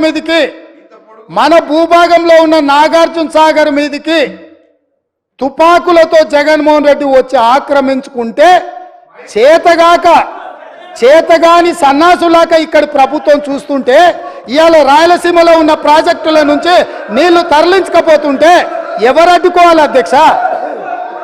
ఎవరు అడ్డుకోవాలి? ఒక పక్కన వాళ్ళు ప్రాజెక్టులు పూర్తి చేసుకుంటుంటే వీళ్ళు ఇక్కడ ఆనాడు కోమటిరెడ్డి వెంకటరెడ్డి గారు కొట్లాడి నల్గొండ జిల్లాలో ఉన్న ఫ్లోరైడును అక్కడి బాధితులను ఆదుకోవడానికి SLBC ప్రాజెక్టు మంజూరు చేయించి 42 కిలోమీటర్ల tunnel Rajiv Gandhi tiger reserve ఫారెస్ట్లో పర్యావరణ అనుమతి లేకపోతే టన్నెల్ బోర్ మిషన్ తోటి ఆ గుట్టను తొలిసి నీళ్లు దేవాలని 42 కిలోమీటర్ల టన్నెల్ని మొదలు పెట్టించి 2014 వరకు 32 కిలోమీటర్ల టన్నెల్ కొట్టిండ్రు అధ్యక్ష. తెలంగాణ వచ్చినాక వీళ్ళకి అప్పచెప్తే 10 కిలోమీటర్లు పూర్తి చేస్తే సంవత్సరంలో పూర్తి చేయాల్సిందని 10 ఏళ్ళలో కలిసి 1.5 కిలోమీటర్ పూర్తి చేసారు అధ్యక్ష. ఇంతకంటే చేతగానితనము తెలంగాణ ద్రోహి ఎవడని ఉంటాడా అధ్యక్ష? ఒకవేళ ఆ ప్రాజెక్టు పూర్తయిన ఉంటే నల్గొండ జిల్లాలో 3,64,000 ఎకరాలకు గ్రావిటీ ద్వారా నీళ్లు వచ్చే ప్రాజెక్టును పడావు పెట్టి ఈరోజు మీరు వదిలేసినందుకు ఇవాళ నల్గొండ జిల్లా రైతుల మీద మరణ శాసనం వాళ్ళు రాసిండ్రు అధ్యక్ష. అదేవిధంగా కల్వకుర్తి లిఫ్ట్ ఈనాటికి పూర్తి చేయలే, కల్వకుర్తి లిఫ్ట్ ఈనాటికి పూర్తి చేయలే. పాలమూరు రంగారెడ్డిలో 27,000 కోట్ల రూపాయలు ఖర్చు పెడితే గుంట భూమికి కూడా నీళ్ళు ఇవ్వలే. ఇవాళ కల్వకుర్తి, పాలమూరు రంగారెడ్డి, ఎస్ఎల్బిసి ఈ ప్రాజెక్టులన్నీ పూర్తయితే కూడా పర్ డే మనం 2 టీఎంసీల నీళ్లు కూడా తీసుకోలేము అధ్యక్ష. ఇవాళ నేను చెప్పదలుచుకున్న అధ్యక్ష, ఆంధ్రప్రదేశ్ రాష్ట్రంలో పూర్తి చేసుకున్న ప్రాజెక్టులు 12.5 టీఎంసీలు పర్ డే తరలించకపోవడానికి ఉంటే తెలంగాణలో కృష్ణానది మీద కట్టిన ప్రాజెక్టులు మొత్తం కలిపి 2 టీఎంసీలు కూడా కాదు అధ్యక్ష. 10 ఏళ్ళ అవకాశం ఇచ్చిన ఈ పాలమూరు రంగారెడ్డి లేకపోతే కల్వకుర్తి లేకపోతే ఎస్ఎల్బిసి పూర్తి చేయకపోవడానికి వీళ్ళు కారణం కాదా అధ్యక్ష? ఇంత అన్యాయము ఉమ్మడి రాష్ట్రంలో కూడా తెలంగాణ ప్రాంతానికి జరగలేదు. వీళ్ళ పాలనలో తెలంగాణ ప్రజల పట్ల కృష్ణానది జలాల మీద మరణ శాసనం రాసిండ్రు అధ్యక్ష. వీళ్ళు ఇవాళ నేను అడుగుతున్నా వీళ్ళను అధ్యక్ష, ఇవాళ వీళ్ళని నేను అడుగుతున్నా, మీకు ఏమైనా చిత్తశుద్ధి ఉంటే మేము చేసే ప్రయత్నంలో, మేము చేస్తున్న పోరాటంలో రాజకీయాలు పక్కన పెట్టి ముందుకు రావాలి, కానీ మా కాళ్ళలో కట్టెపెట్టి కింద పడేస్తే ఏమవుతుంది అధ్యక్ష? వీళ్ళకి అధికారం వచ్చుడు సంగతి దేవుడు ఎరుగు, కానీ తెలంగాణ రైతుల జీవితాలతో చెలగాటమాడుతున్నారు అధ్యక్ష రాజకీయ స్వార్థం కోసము. ఇదా అధ్యక్ష? ఇదా వీళ్ళ నుంచి ఆశించేది? 10 ఏళ్ళు అధికారం ఇచ్చినా ఇంకా అధికార దాహం తీరలేదు. సెంటిమెంట్ను రెచ్చగొట్టాలి, దానికి ఆయింట్మెంట్ ఉయ్యాలి, వచ్చే ఎన్నికలలో డబ్బలో ఓట్లు వేసుకోవాలన్న ధ్యాస తప్ప ఈ సమస్యను ఎట్లా ఎదుర్కోవాలి, ఈ సమస్యను కలిసి వస్తామన్న ఆలోచన ఎందుకు వీళ్ళకి రావడం లేదు అధ్యక్ష? నేను అడుగుతున్న తమ ద్వారా. ఇంత కీలకమైన అంశం ఈరోజు సభలో ఉండి చర్చించి వారి అనుభవం అంతా రంగరించి వారు చదివిన 80,000 పుస్తకాల జ్ఞానాన్ని మాకు కొంతైనా పంచితే ఈ ప్రభుత్వం సరైన దిశగా ఇంకా వేగవంతంగా పనిచేయడానికి ఉపయోగపడుతుంది కదా అధ్యక్ష. వారేమో రారు, వీరేమో నిజాలు మాట్లాడారు. ఇది వాళ్ళ బాధ, వాళ్ళ ఆలోచన అధ్యక్ష.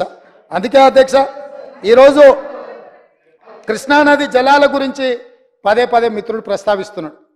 అసలు కృష్ణానది జలాలు వాళ్ళకి అప్పచెప్పింది ఎవరు అధ్యక్ష? 2015లో పోయి సంతకం పెట్టి వచ్చింది ఎవరు అధ్యక్ష? వీళ్ళు కాదా? వారే సాగునీటి పారుదల శాఖ మంత్రి కాదా? మురళీధర్ రావు గారు ఈఎన్సీ కాదా? సాగునీటి పారుదల సలహాదారుడు విద్యాసాగరరావు గారు వాళ్ళ పార్టీ సభ్యుడు కాదా?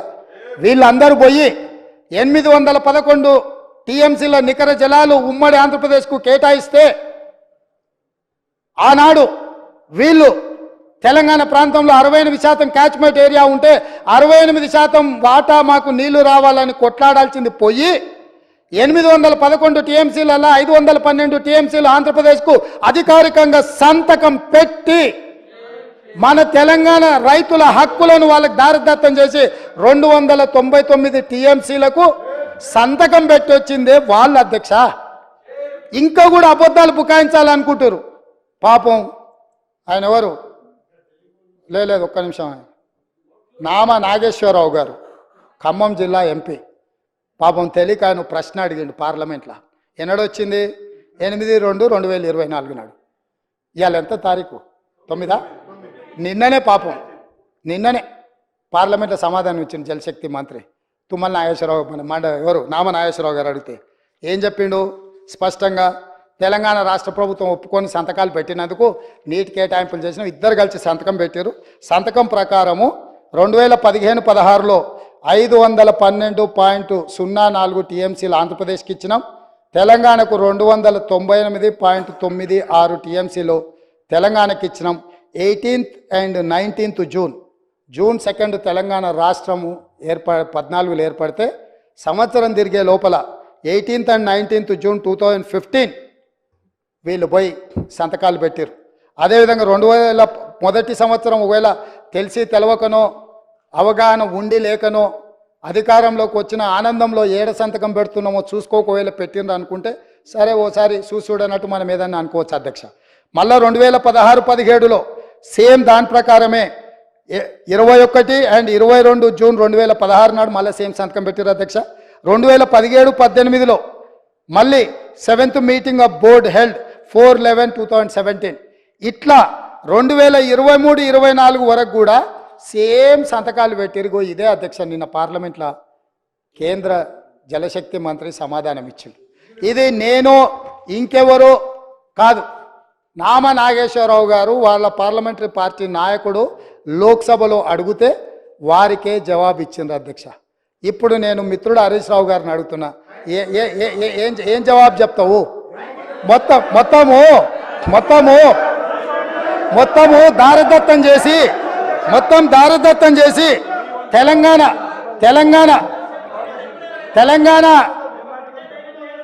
జల హక్కుల్ని సర్వం దారదత్తం చేసి సంతకాలు పెట్టి తెలంగాణ ప్రజల హక్కుల మీద మరణ శాసనం రాసిన మీరు ఇప్పటికైనా తప్పు తెలుసుకొని మేం చేస్తున్న ప్రయత్నంలో కలిసి వస్తారేమని మేము అనుకున్నాం. కానీ ఇంకా కూడా ఇదే విధానం చేస్తే ఈసారి అక్కడ కూడా ఉండరయ్యా. అక్కడెక్కడో ఉంది కదా నాంపల్లి దర్గానో లేకపోతే బిర్లా మందిరం, అక్కడికి వెళ్తారు అధ్యక్ష ఇట్లా చేస్తే మాత్రం. అదేవిధంగా అధ్యక్ష పదే పదే మా మిత్రులు గొప్పతనం గురించి వరంగల్ గురించి మా సోదరులు చాలాసార్లు మాట్లాడుతూ ఉంటారు. ఒక జీవో కాపీ ఇవ్వదలుచుకున్న అధ్యక్ష. ఒక్క నిమిషం మీరు అవకాశం ఇస్తే వారి గొప్పతనం మీద నేను చెప్పదలుచుకున్నా అధ్యక్ష. అధ్యక్ష, ప్రొఫెసర్ జయశంకర్ మీకు అందరికీ తెలుసు. వాళ్ళు ఒకవేళ మర్చిపోయినా మనందరం మర్చిపోలే. తెలంగాణ సిద్ధాంతకర్త. ఆయన విలేజ్ పేరు వచ్చేసి అక్కంపేట్, పరకాల శాసనసభ నియోజకవర్గంలో ఉంటాయి. వారు పుట్టి పెరిగి అక్కడనే ఉన్న అక్కంపేట విలేజ్ను రెవెన్యూ విలేజ్ కింద కూడా వాళ్ళు ప్రకటించలే అధ్యక్ష. ధరణి తెచ్చినాం, దందాలు చేసినాం అని చెప్తారు తప్ప కనీసం జయశంకర్ గారు పుట్టి పెరిగిన ఊరు, ఆయన చివరి కోరిక రెవెన్యూ విలేజ్గా అక్కంపేటను మార్చమని వారు కోరుకుంటే 9.5 సంవత్సరాలైన ప్రొఫెసర్ జయశంకర్ గారు సొంత ఊరుని తెలంగాణ రాష్ట్ర చిత్రపటం మీద రెవెన్యూ విలేజ్గా కూడా గుర్తించక ఒక అనాథలాగా వదిలేస్తే మా ప్రభుత్వం వచ్చినాక జీఓఆర్టీ నెంబర్ 405 7/12/2023 ఎన్నడు అధికారం చేపట్టిన అధ్యక్ష? 7 తారీఖు నాడు, డిసెంబర్ 7 నాడు అధికారం చేపట్టిన మరుక్షణం ప్రొఫెసర్ జయశంకర్ గారు సొంత ఊరును రెవెన్యూ విలేజ్గా ప్రకటించి జీవో ఇచ్చింది. ప్రొఫెసర్ జయశంకర్ గారు సిద్ధాంతకర్తను గౌరవించిన గొప్ప చరిత్ర మా ప్రభుత్వాన్ని. వారి గ్రామాన్ని రెవెన్యూ విలేజ్గా తీర్చిదిద్దింది మా ప్రభుత్వం అధ్యక్ష. మేము ఎప్పుడు ఈ గొప్ప వ్యక్తులను ఎప్పుడు మేము ఈ చిన్న చూపు చూడలే. వాళ్ళు పార్టీ పెట్టుకున్న రోజు వాళ్ళకు నిల్వ నీడనిచ్చిన కొండా లక్ష్మణ్ బాపూజీ జలదృశ్యాన్ని వాళ్ళ పార్టీ ఆఫీస్కి ఇస్తే కనీసం ఆయన చనిపోయినప్పుడు చివరి చూపులకు కూడా వారిని చూడడానికి, వారిని పరామర్శించడానికి పోలే. అట్లాంటిది మీరు తెలంగాణ గొప్పతనాల గురించి, తెలంగాణ త్యాగాల గురించి మీరు మాట్లాడితే ఎట్లుంటుంది? దయ్యాలు వేదాలు ఒలవేసిండ్రా అని ఏదో అంటారు కదా, వీళ్ళని చూస్తే దయ్యాలు కూడా సిగ్గుపడేటట్టే ఉన్నాయి అధ్యక్ష. ఏమో వీళ్ళని మాతో పోలుస్తున్నారేందండి. అదే చెప్పిన, అవి కూడా వీళ్ళని చూస్తే కొంచెం వెనక ముందు అయ్యేటట్టుంది. అదేవిధంగా అధ్యక్ష కొమరం భీం ఎవరు అధ్యక్ష? కొమరం భీముడు ఎవరి? కొమరం భీముడు జల్ జమీన్ జంగుల్ అని చెప్పి ఆ రోజు ఆదివాసీల కోసం యుద్ధం చేసిన పోరాట యోధుడు అధ్యక్ష. మనకు స్ఫూర్తి ప్రదాత. కొమరం భీం ఘాట్ ప్రకటించి దాన్ని పూర్తి చేయక గాలికి వదిలేస్తే 9.5 సంవత్సరాలు అక్కడ 30 ఇండ్లు మంజూరు చేసి నిధులు ఇవ్వక, కొమరం భీం వారసుల కాడ ఇండ్లు కట్టించడానికి వీళ్ళు నిధులు ఇవ్వకపోతే ఒక 6 మంది సొంత డబ్బులతో ఇల్లు కట్టుకున్నారు. ఒక 6 మంది మాకు వద్దని పునాదులు వేయలేదు. మిగతా 18 మంది నిధులు లేక మొండి గోడలతో నిలబడితే మా ప్రభుత్వం వచ్చిన వెంబడే కొమరం భీం వారసులకు ఇండ్లు కట్టించడానికి 25 కోట్ల రూపాయలు మంజూరు చేసి ఆ ప్రాంతాన్ని మొత్తం అభివృద్ధి చేయండి అని చెప్పి కొమరం భీం వారసులకు ఇండ్లు కట్టించే బాధ్యత 7 తారీఖు నాడు మేము నిర్ణయం తీసుకున్నాం అధ్యక్ష. ఇదే కాదు అధ్యక్ష, ఇంద్రవెల్లి అంటేనే రోమాలు నిక్కబొడుచుకుంటాయి అధ్యక్ష. దళితులు, గిరిజనులు, ఆదివాసీలు పోరాటానికి స్ఫూర్తిగా తీసుకొని ఈ ప్రపంచం ముందు నిటారుగా నిలబడి నేల కొరిగినరు తప్ప ఎవరికి లొంగలేదు, వంగలేదు. అట్లాంటి ఇంద్రవెల్లిని 9.5 సంవత్సరాలలో ఏ రోజైనా ఒక స్మృతి వనం కింద మారుద్దాం, ఒక స్ఫూర్తినిచ్చే పుణ్యక్షేత్రంగా చేద్దామని ఏ రోజైనా ఆలోచన చేసిండ్రా అధ్యక్ష? మేము ఆలోచన చేసినాం. ఎకరం భూమి కేటాయించినాం, ₹1 కోటి స్మృతివనం చేసి పోరాట యోధులకు సముచితమైన స్థానం కల్పించడమే కాదు, ఆనాడు నేల కొరిగిన 1981 ఏప్రిల్ 20 తారీఖు నాడు నేల కొరిగిన కుటుంబాలను వెతికి ఎక్కడున్నారో వాళ్ళను చేరుకొని వాళ్ళకి ఇందిరమ్మ ఇల్లు కట్టుకోవడానికి ఇంటి స్థలంతో పాటు ఇల్లు కట్టుకోవడానికి ₹5 లక్షల ఆ కుటుంబాలకు ఇచ్చి ఆదుకున్న చరిత్ర మాది. పోరాట యోధులను, త్యాగాలు చేసిన వాళ్ళను గుర్తించిన చరిత్ర మాది అధ్యక్ష.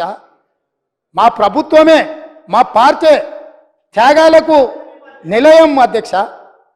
మా పార్టీ చేసిన త్యాగాలతో పోలిస్తే ఎవరు మా పార్టీలో కలెక్షన్ కావాలన్నప్పుడల్లా రాజీనామా డ్రామా, ఖర్చులకు ఏమన్నా నగదు కావాలంటే నగదు బదిలీ పథకం పెట్టాలంటే రాజీనామాలు చేయరా, ఎంబడే పట్టుకరండి, నగదు దేయండి. ఇది త్యాగానికి ఇక్కడ ఉన్నాడు వెంకటరెడ్డి. మంత్రి పదవి తెలంగాణ రాష్ట్రం వచ్చే వరకు తీసుకోని అన్నాడు, ఉమ్మడి రాష్ట్రంలో తీసుకోలే, మళ్ళీ తెలంగాణ వచ్చినాకనే మంత్రి పదవి చేపట్టిండు. మీలాగే కాదు, 3 నెలల తర్వాత మళ్ళెమ్మడి వచ్చి కుర్చీలో కూర్చున్న అలవాటు ఇక్కడ లేదు. కాబట్టి మీకు అసలు మాట్లాడే అర్హత ఎక్కడిది? మీకు మాట్లాడే అర్హత ఎక్కడిది? అందుకే అదే కాదు అధ్యక్ష, గూడ అంజన మీకు అందరికీ తెలుసు. దొర దొర పీకుడేందురో అని మా గొప్ప కవి, ప్రజలలో చైతన్యం తీసుకొచ్చినాడు, గ్రామాన దళితుల గిరిజనులను చైతన్యం చేసినాడు. గూడ అంజన్న క్యాన్సర్ వచ్చి చచ్చిపోయే ముందలా చివరి రోజుల్లో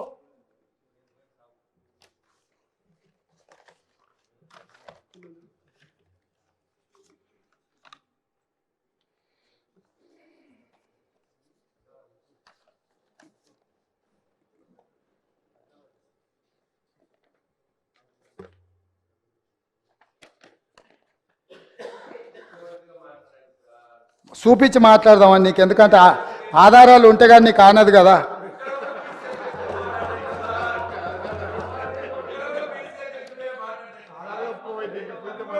గూడ అంజన్న కన్నుమూత, ఆయన చివరి కోరిక ఏంది అధ్యక్ష? పక్షవాతంతో బాధపడుతూ ఆసుపత్రిలో చికిత్స పొందుతున్న సమయంలో ముఖ్యమంత్రి కేసీఆర్ను చూడాలనే చివరి కోరికను అంజయ్య తన కుటుంబ సభ్యులకు తెలియజేశారు. మొదట అంజయ్యను పరామర్శించేందుకు కేసీఆర్ వస్తారని సీఎం కార్యాలయ సిబ్బంది చెప్పినా తర్వాత రాలేదని భార్య హేమమాలిని చెప్పారు. గూడ అంజన్న చివరి కోరిక ఒక్కసారి కేసీఆర్ను కలవాలి, పలకరించాలి అని.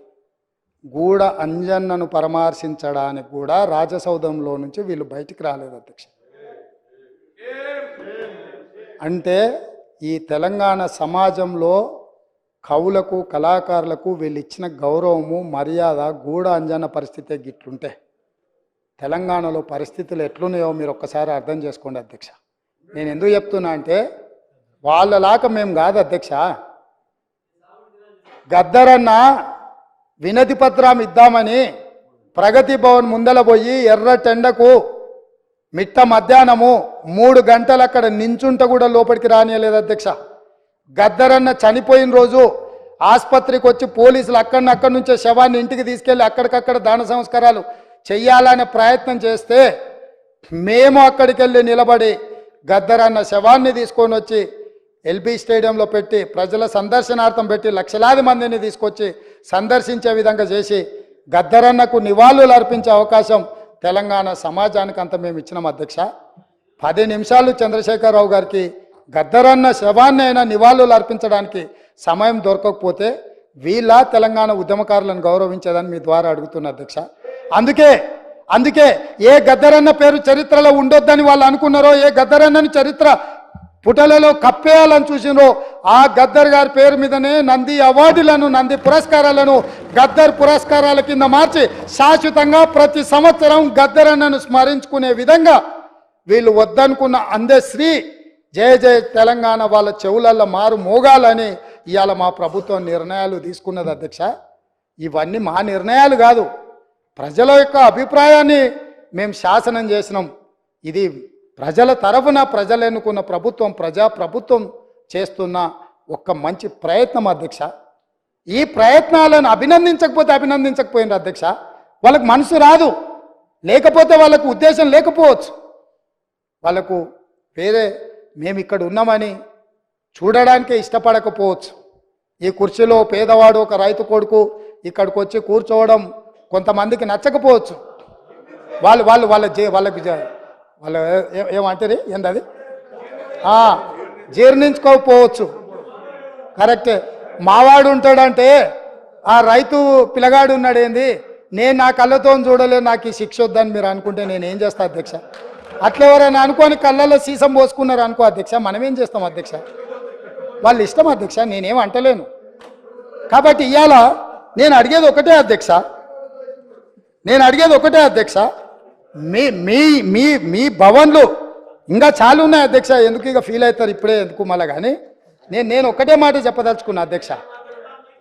ఇవాళ పెద్దలు పల్లా రాజేశ్వరరెడ్డి గారు లేవనెత్తిన అంశాలు కానీ, మిత్రుడు అక్బరుద్దీన్ ఓవైసీ గారు ప్రస్తావించిన విషయాలు కానీ, మా మిత్రుడు పాయల్ శంకర్ మాట్లాడిన విషయాలు కానీ, లేకపోతే కూనంనేని సాంబశివరావు గారు కూడా చాలా సింగరైన విషయాలు, రెగ్యులరైజేషన్ విషయాలు, ఉద్యోగ విషయాలు, చాలా అంశాలు ప్రస్తావించారు అధ్యక్ష.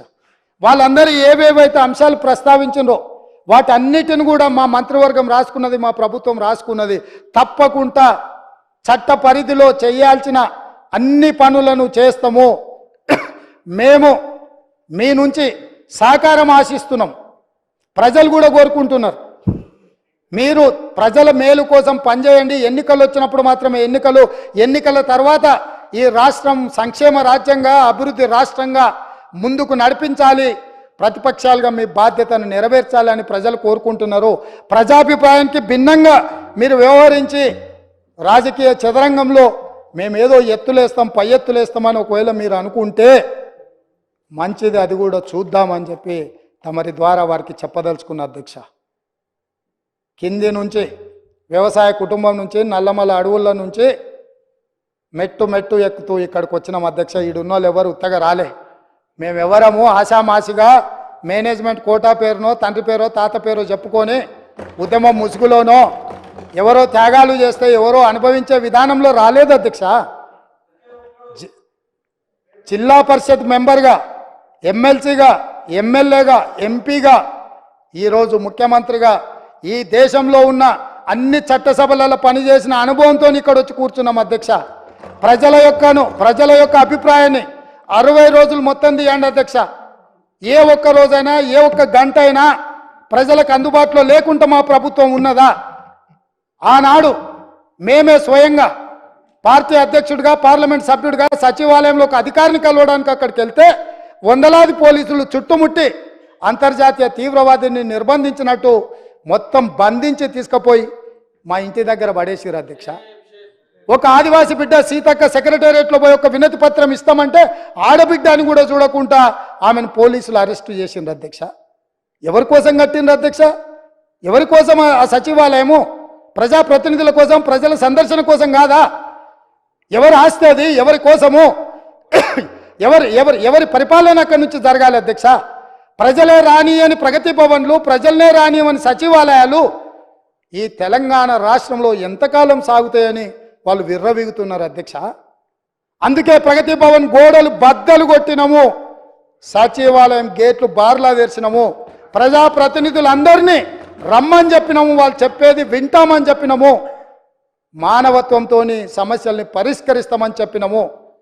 అందుకే ఈరోజు అధ్యక్ష తమరి ద్వారా వారు బాధ్యతాయుతమైన ప్రతిపక్షంగా సమస్యల్ని లేవనెత్తండి, పరిపాలనలో సహకరించండి. కేంద్ర ప్రభుత్వం దుర్మార్గంగా ప్రాజెక్టులను ఆక్రమించుకోవాలనుకుంటే రండి, కలిసి కొట్లాడదాం. ఈ రాష్ట్రానికి వచ్చినప్పుడు మీరు మేము వేరుండొచ్చు, పక్క వాళ్ళు మన మీదకి వచ్చినప్పుడు మనమందరం ఒకటి కావాలి. వాళ్ళకి సందర్భంగా నేను గుర్తు చేయదలుచుకున్నా, కౌరవులు పాండవులు పక్క రాజ్యం వాళ్ళు వస్తే 105 మంది, వాళ్ళకు వాళ్ళే వస్తే 100 ఒక పక్కన, 5 ఇంకొక పక్కన. కానీ పక్కవాడు దండెత్తినప్పుడు 105 మంది ఒక్కటి ఉండేది. పోయినసారి మా వాళ్ళు 5 మంది ఉన్నారు, మీరు 100 మంది ఉన్నారు. సరిగ్గా లెక్క కూడా అట్లనే ఉంది. లెక్క అంతే ఉంది కదా అధ్యక్ష. బయటోడు వచ్చినప్పుడు కనీసము కొంచెం విఘ్నత ప్రదర్శించండి అని చెప్పి నేను చెప్తున్నా అధ్యక్ష. నేనేమి కాని కోరికలు కోరట్లేదు అధ్యక్ష. ప్రజలు ఒక తీర్పు ఇచ్చిండ్రు, ప్రజల తీర్పును గౌరవించండి. ప్రజాస్వామ్యాన్ని బ్రతికించడానికి పనిచేద్దాం మనము. మీకేం వయసు అయిపోలే కదా, ఉంది కదా, ఇంకా ముందల ఏమన్నా ఉండొచ్చు కదా, ఎందుకంత ఆత్రపడుతుర్రు? ఆ ఒక్కని కోసం వీళ్ళందరినీ బలిచ్చేటట్టుర్రు. సన్ స్ట్రోక్ అంటారు కదా అధ్యక్ష ఇంగ్లీష్లో, అట్లాంటి పరిస్థితి ఈ రాష్ట్రానికి తగలొద్దని మీ ద్వారా అన్ని విషయాలు దాదాపుగా నేను ప్రస్తావించినానే అనుకుంటున్నాను. సభ్యులు ఏదైనా అడిగిన విషయాలు ఇంకా ఉంటే కూడా అవసరం అనుకుంటే వాళ్ళను ఈ సమావేశాలు పూర్తి కాగానే పార్టీ పరంగా ఇటు మా మిత్రులు భారతీయ జనతా పార్టీ శాసనసభ్యులు వాళ్ళు కూడా ప్రజలు ఎన్నుకుంటేనే, ప్రజల అభిప్రాయం ప్రజలు ఎన్నుకుంటేనే ఇక్కడికి వచ్చిండ్రు. వాళ్ళతో కానీ ఎంఐఎంతో కానీ సిపిఐతో కానీ టిఆర్ఎస్ ఇప్పుడు అదేదో పేరు అంటే వాళ్ళే కన్ఫ్యూజన్లు ఉండ్రు. అంటే ఆయన కేటీఆర్ఎస్ అని ఒక అదేదో ఉన్నట్టుంది కదా, ఇంకా అదే ఉందేమో అనుకుంటున్నా. మార్పు రాలేదు, అది కూడా మార్పు రావాలి కదా. సో అందుకోసమని ఎవరికైనా మేము అందుబాటులో ఉంటాము. మేము మీకోసము, ప్రజల కోసము, ప్రజల సమస్యలు మీరు ఏం తీసుకొచ్చినా వింటాము. మాకు మనసు ఉంది, ఈ ప్రభుత్వం మనసున్న ప్రభుత్వము, మేము బాధ్యతతో వ్యవహరిస్తాము. ఇక్కడ వివరణ ఇచ్చింది ఒకవేళ ఇంకా మీరు ఆశించినా రాబోయే చర్చలలో మిగతా విషయాలు మాట్లాడదాం. ప్రభుత్వంలో ఎప్పుడైనా సచివాలయంలో నేను అందుబాటులో ఉంటాను, నా కార్యాలయ అధికారులు అందుబాటులో ఉంటారు. ప్రతిరోజు వచ్చిన వాళ్ళందరినీ మేము కలుస్తూనే ఉన్నాము. మేము ఎవరిని కలవకుండా వివక్ష చూపించము. మాకు భేషజాలు లేవు. మేము వచ్చి కలిసినంత మాత్రాన అనవసరమైన ప్రచారాలు కూడా కల్పించే దుర్బుద్ధి కూడా మాకు లేదు. మీరెవరు భయపడాల్సిన పని లేదు. అక్కడ ఉన్న 39 మందిలో ఎవరైనా ఎప్పుడైనా రావచ్చు, కలవచ్చు. ఎవరు మిమ్మల్ని అనుమానించినట్టు చూస్తే, మీకు ఏదైనా ఇబ్బంది ఉందని మీరు ఏదన్నా అనుకుంటే అట్లాంటివి అన్నిటిని కూడా పక్కన పెట్టండి. రండి, మన రాష్ట్రాన్ని పునర్నిర్మించుకుందాం. 9.5 సంవత్సరాల జరిగిన విధ్వంసాన్ని మళ్ళీ ఈరోజు పునర్నిర్మించుకోవడానికి అవసరమైన సహకారం అందరి నుంచి నేను ఆశిస్తున్నా అధ్యక్ష. ఒక రైతు బిడ్డగా చిన్న వయసులో నాకు ఈ గొప్ప అవకాశం వచ్చింది. ఎంతోమంది మేధావులు కావచ్చు, విఘ్నులు కావచ్చు, చాలామంది రాజకీయ దురంధరులు ఉండొచ్చు, వాళ్ళు ఎవరికి రాని అవకాశం ఈరోజు మా పార్టీ శ్రీమతి సోనియా గాంధీ గారు, మల్లికార్జున ఖర్గే గారు అవకాశం ఇచ్చారు. మా ఎమ్మెల్యేలు అందరూ కూడా అండగా నిలబడ్డారు. నేను అధ్యక్షుడిగా, అప్పుడప్పుడు ఇది ప్రజా తీర్పు కాదు పార్టీ తీర్పు అని, నేను అధ్యక్షుడిగా ప్రజల దగ్గరికి వెళ్ళిన అధ్యక్ష. నా అధ్యక్షతను ఎన్నికలు చేసినాం. మీ అధ్యక్షుడి పేరు మీద మీరు పోయినరు, మా పార్టీని నా అధ్యక్షతను ఎన్నికలు వెళ్ళమన్నారు. ప్రజలు తీర్పు ఇచ్చిండ్రు. ఇదేం ఆషామాషిగా ఇక్కడికి రాలేదు అధ్యక్ష. తప్పకుండా ప్రజా తీర్పును గౌరవిస్తాం, ప్రజా సమస్యలను పరిష్కరిస్తాం. ప్రతిపక్షంగా మీ బాధ్యతను నెరవేర్చండి. మిగతా విషయాలు ముందు మాట్లాడుకుందామని తెలియజేస్తూ ఇంత అవకాశం ఇచ్చి వివరాలు చెప్పడానికి మీరు అవకాశం ఇచ్చినందుకు మీకు మరొక్కసారి మనస్ఫూర్తిగా ధన్యవాదాలు, కృతజ్ఞతలు తెలియజేస్తున్నా అధ్యక్ష.